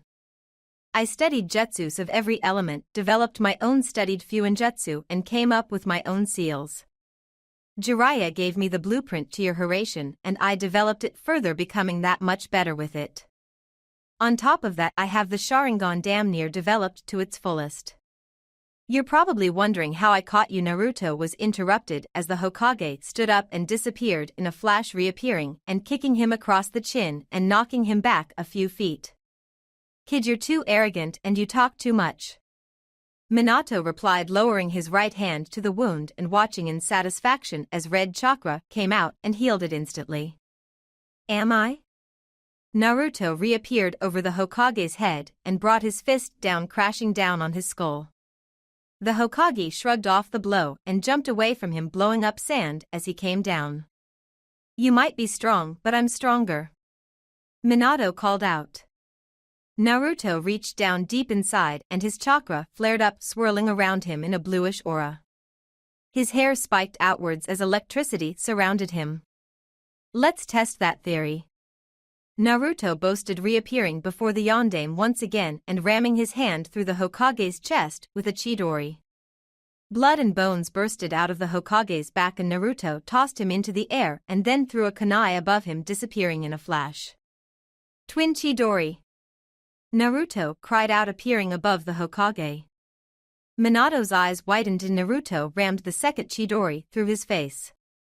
The Yondaime's face exploded in a grisly shower of blood, bone, muscle, and brain fragments, landing on the sand with a resounding thump. Naruto stood up, gasping for air. He had exhausted a good bit of chakra in this fight, between the massive genjutsu that he had placed over the Hokage to the actual physical fight itself. He had enough to probably finish the fight, but he would have to end it soon. You didn't think it'd be that easy, did you? A voice interrupted his thoughts. Looking over at his fused father, his eyes widen. Minato stood up, muscles regrouping on his face as flesh began to cover over the muscle and his face was regenerated. What the fuck? Naruto growled out in surprise. You arrogant monkey, Minato snapped, his face turning into a snarl. Do you think you can best me? I am the best of your father and the best of the Kyuubi in one human body, and you think some teenage boy who just left puberty can defeat me? Minato roared, the powerful chakra of the Kyuubi surging forth again, enveloping him in a thick, dark red shroud. Give me your best shot, Naruto called out confidently, holding out his right hand. Minato did the same. They say when two powerful warriors collide in the heat of battle, they can read each other's thoughts. The two certainly knew that it was going to come down to this final attack. Naruto didn't have enough for his Raisen Shuriken and certainly not enough for the Raiten Keiji no Rasengan, but he had one last card up his sleeve. Digging deep into his inner self, he reached the cage that held the Kyuubi and began siphoning chakra, not enough to overwhelm him and put him in the state he was in earlier, but enough to charge up this last attack. Minato began flaring up his chakra and swirls of red lights began to form on his outstretched hand. The red chakra formed a sphere and began to rotate as more and more demonic chakra filled it up until it was large enough to bigger than his own body.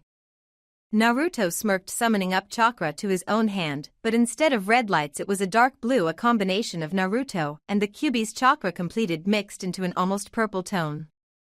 Placing all his chakra into the last attack, it grew to massive sphere with chakra spinning violently on the inside of the sphere, rotating internally in all directions. Rasengan! Minato Namikaze roared, flying towards his child with an inconceivable speed that made him the famous Kiroi Senko. Cho Odama Rasengan! Naruto bellowed, rushing towards the Hokage. It seemed like time had almost froze the two combatants in mid-air, gargantuan spheres of chakra spinning uncontrollably in their hands. Red eyes with black slits stared into the angry shurikens buried into the sea of red fangs and teeth bared. Blonde locks of hair spiked in every which way. Minato moved faster than Naruto did, and he was about to unleash his attack when he felt the most pain he ever felt in his life. He screamed. Naruto slammed the Cho Odama Rasengan into the dead Yondaime and watched as it tore into him, blood spraying everywhere. How? Minato asked weakly as he was blown away from the sheer destructive force.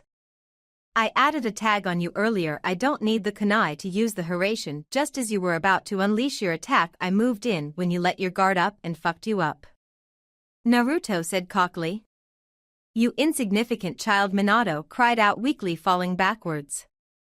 I'm not a child, Naruto replied. Yes, you are, Minato responded, bursting into smoke. Kage Bunshin, Naruto thought.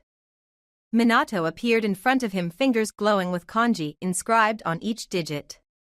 Minato slammed his fingers into Naruto's stomach where the seal lay dormant at. Naruto screamed in pain and he could feel something being ripped out of him. He screamed harder than he ever had in his life. The pain was blinding, suffocating, like every cell in his body was lit with fire. Looking at his father, he saw him start to disintegrate. "I'm sorry, Naruto, I failed you," the yondaime exclaimed, then turned to Ash. "I'm free," a voice whispered, and Naruto turned his head and gasped at the sight. It was him. But not. There was a figure standing in front of him that looked exactly just like he did, even wearing the same outfit with a few differences. Instead of blonde hair, it was orange-red in color.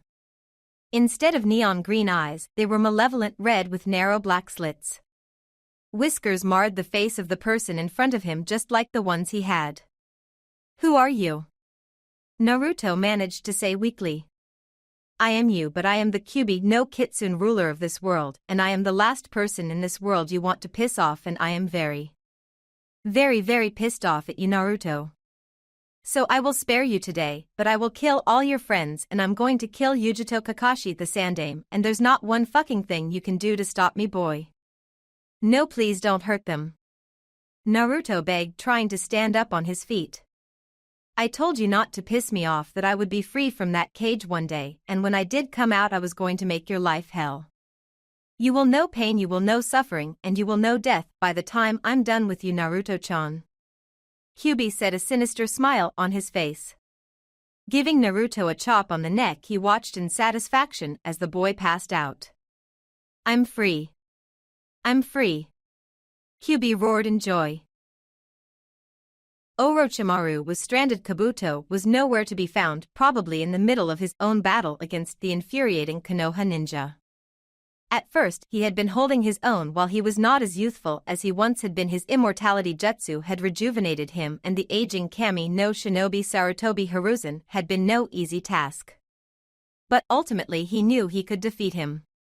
Then Sharingan no Kakashi had shown up, evening out the fight as he took on the Shodaime and Nidaime, distracting them long enough for the Sandaime to wound Orochimaru several times.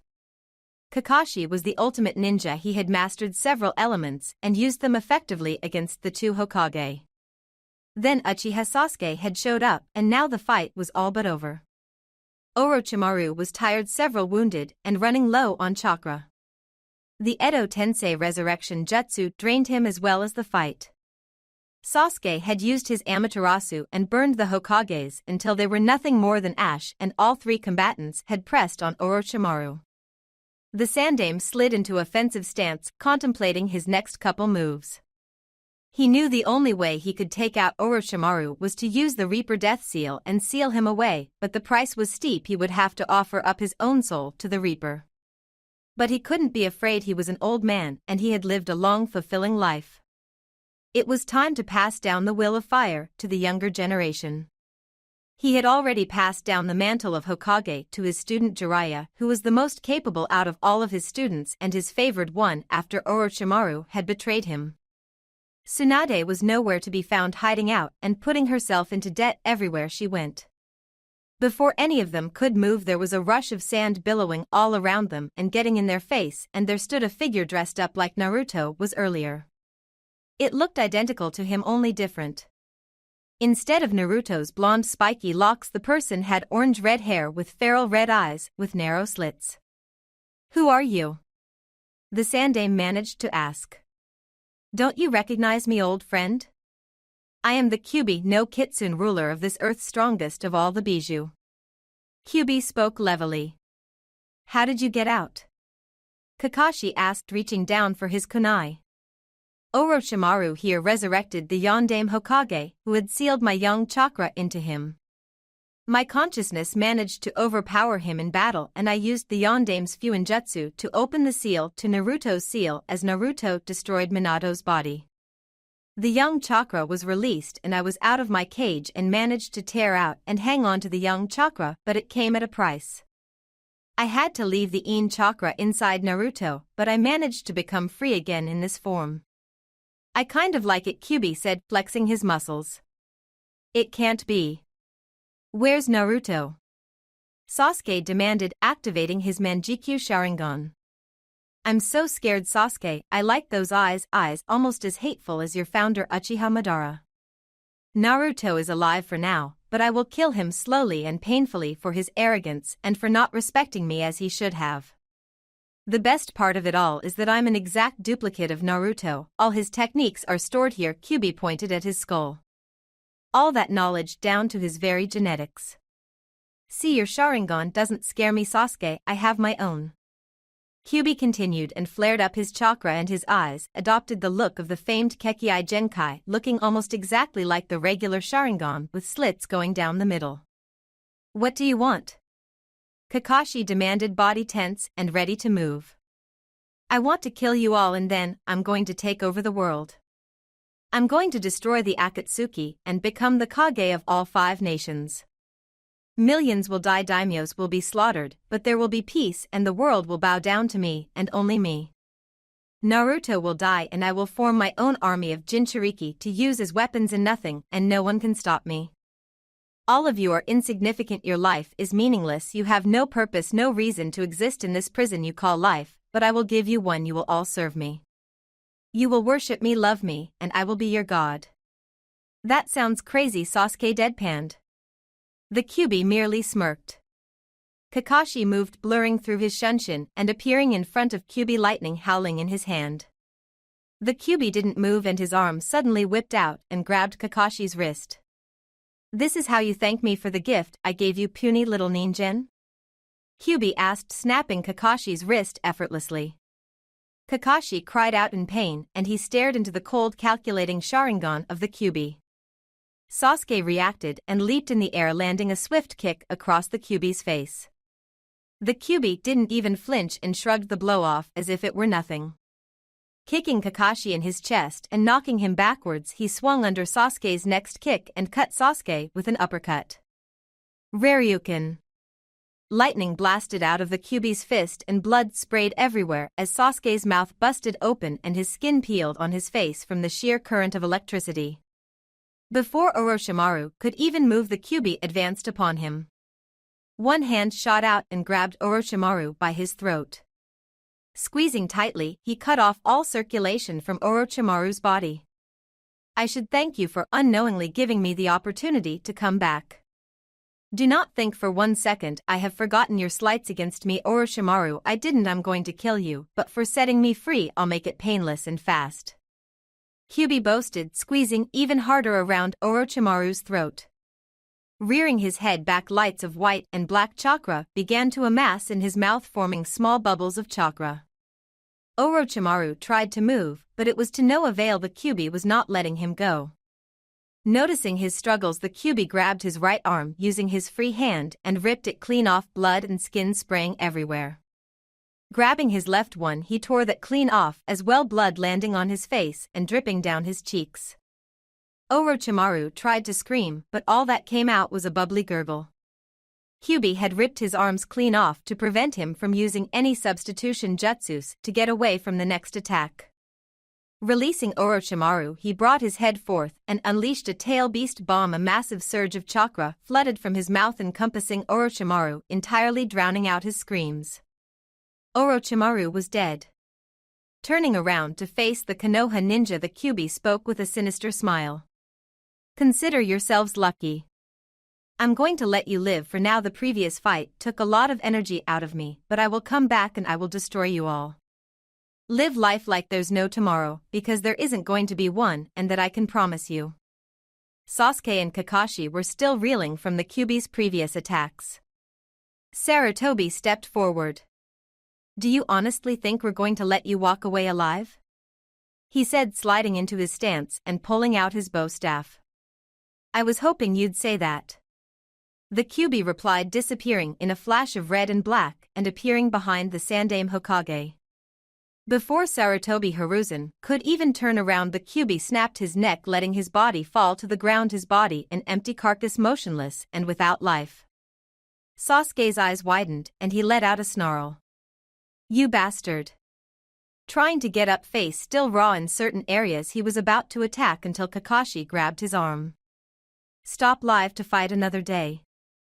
He will kill us. Train, become stronger, and hope that when he comes back you'll be strong enough then. Kakashi ordered, a lone tear dripping down his left eye. Losing the Sandame is hard enough. Do you want Naruto to lose you too? Good boy Kakashi. Sasuke, it was good seeing you. Until next time. Jaini. The Kyuubi said jovially before walking away from them. Sasuke fell to his knees and cradled the fallen Hokage's head to his chest. I'm sorry, I'm so sorry.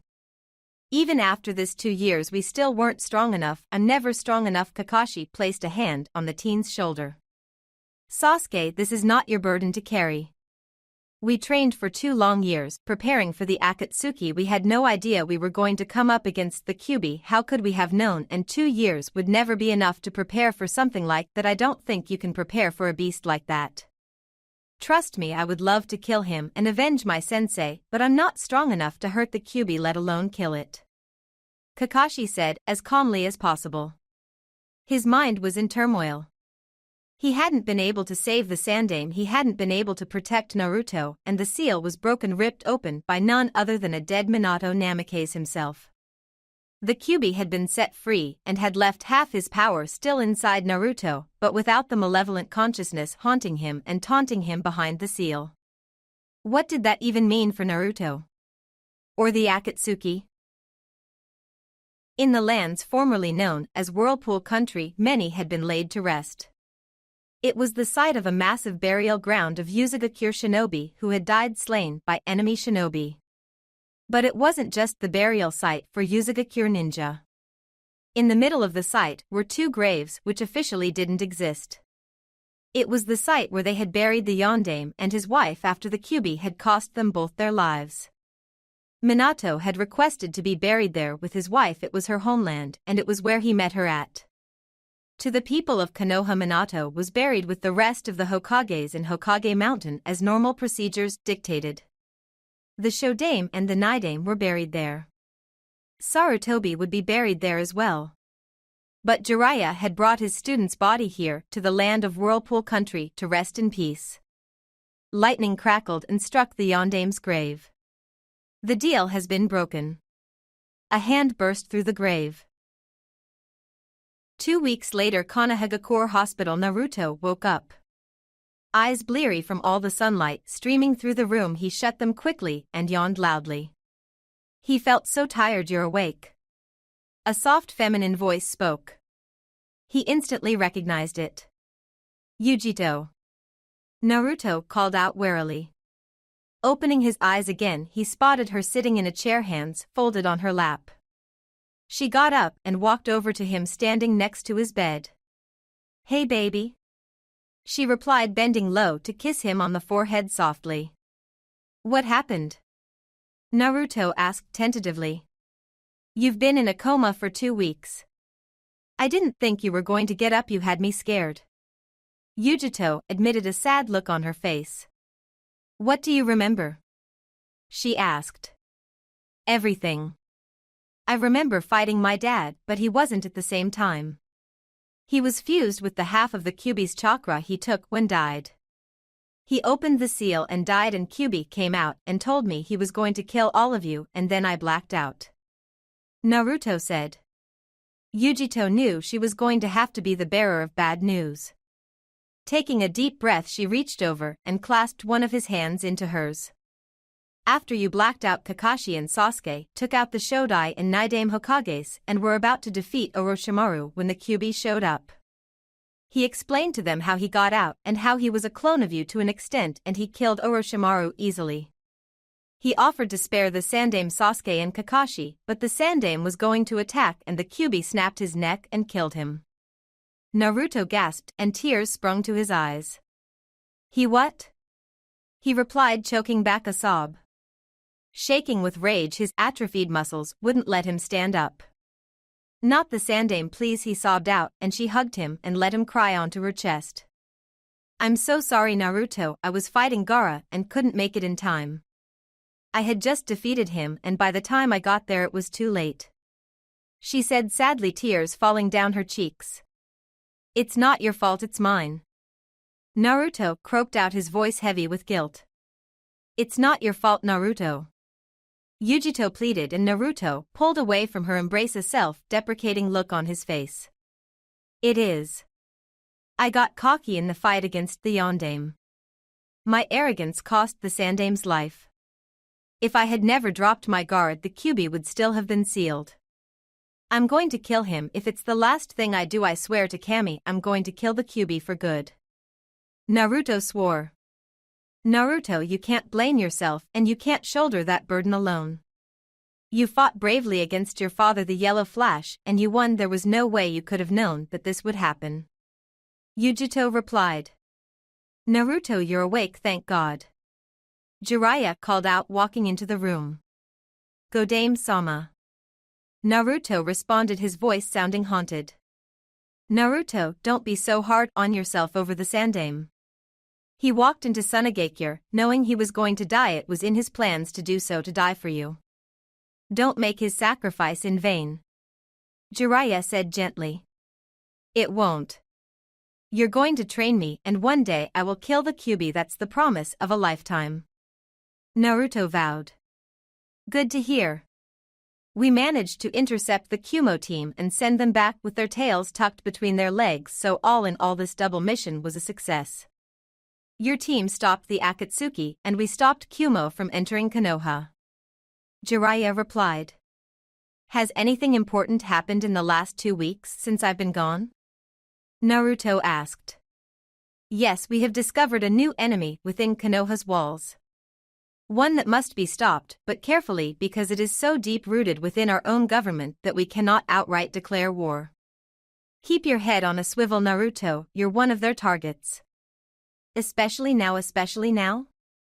Naruto echoed. I might have admitted to the populace that you are the son of the Yondaime. The people of Konoha see the wrongs of their ways in how they treated you, and now they see you as a hero, at least most of them do.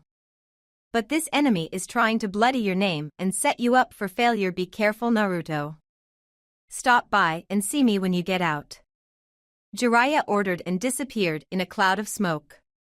Naruto had a somber look, contemplating everything he was just told. The people knew of his heritage now, and now they wanted to see him as a hero, but only because of Minato's blood going through his veins. He was upset, visibly so.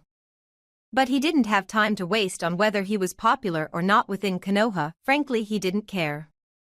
They hadn't given a fuck when it mattered, so he wasn't going to give a fuck now. There was an enemy within Konoha's walls. The Kyuubi was loose and the Akatsuki was still out there. He had his work cut out for him. Closing his eyes, he felt Yujito's lips graze his. He inhaled her scent, relished the taste of her mouth as he deepened the kiss. His arms clutched at her and brought her into his bed. I love you, he said, pulling away from her for a second. I love you too, she replied with a smile. Forever? Naruto asked, a nervous look on his face. Yujito kissed him on the lips again. Forever. B strolled into his brother's office. He knew the Requiem was going to be pissed that it had taken him so long to get back, but he had made a few pit stops and enjoyed the journey back to Kumogakure. All he ever did was train and go on missions. It was nice to have a little bit of time to himself. Why did it take you 2 weeks to get back, damn it? The Requiem demanded. Chill out, bro, I've got good news for you. The Hachibi Jinchuriki replied. Sit down then, let's talk. The Requiem offered and pulled out 2 saucers and filled them up with sake that he kept hidden in his drawers. Obliging his older brother, B sat down in his chair. Taking a saucer for himself, he drank a good bit before setting it down, relishing the slow burn as the rice wine went down his throat. So tell me of this good news. The Requiem demanded impatiently. Konoha refused our offer to return Yujito. They believe she is one of their own. Hell, she believes she is one of their own. I'm almost surprised they didn't find the seal on her. B replied. I had a master of Fuinjutsu put it on her. They won't find it.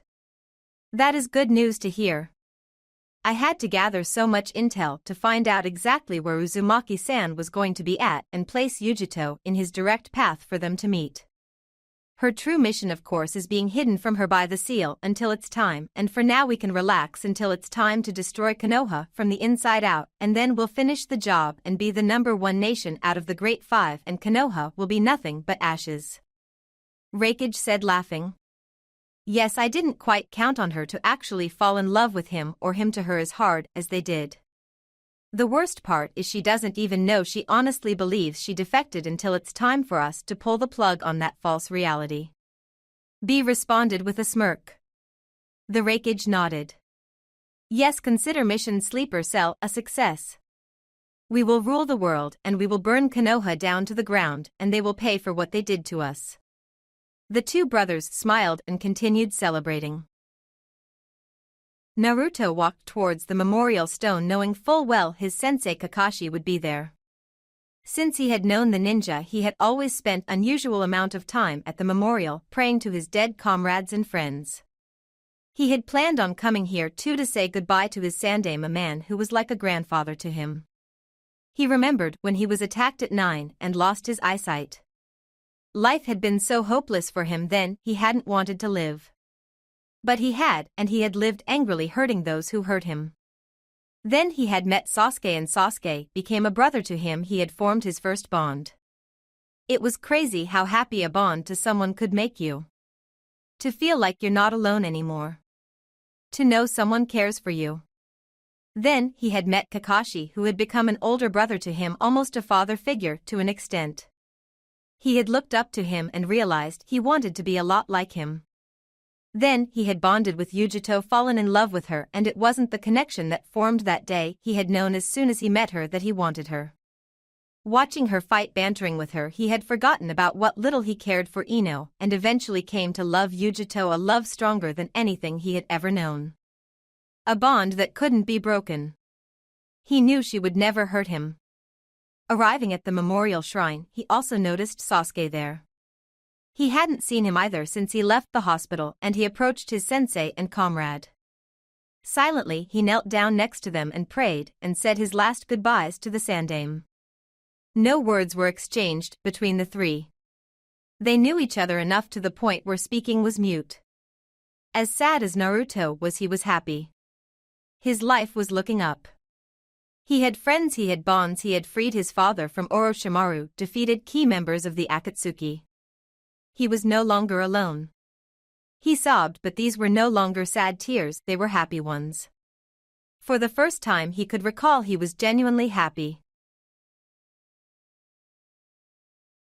The end. Thank you for your views, likes, subscriptions, and overall support of my ongoing efforts to bring great content to all of you. Check out my Patreon for more mature fanfiction. The link is in the description and like everywhere on my channel.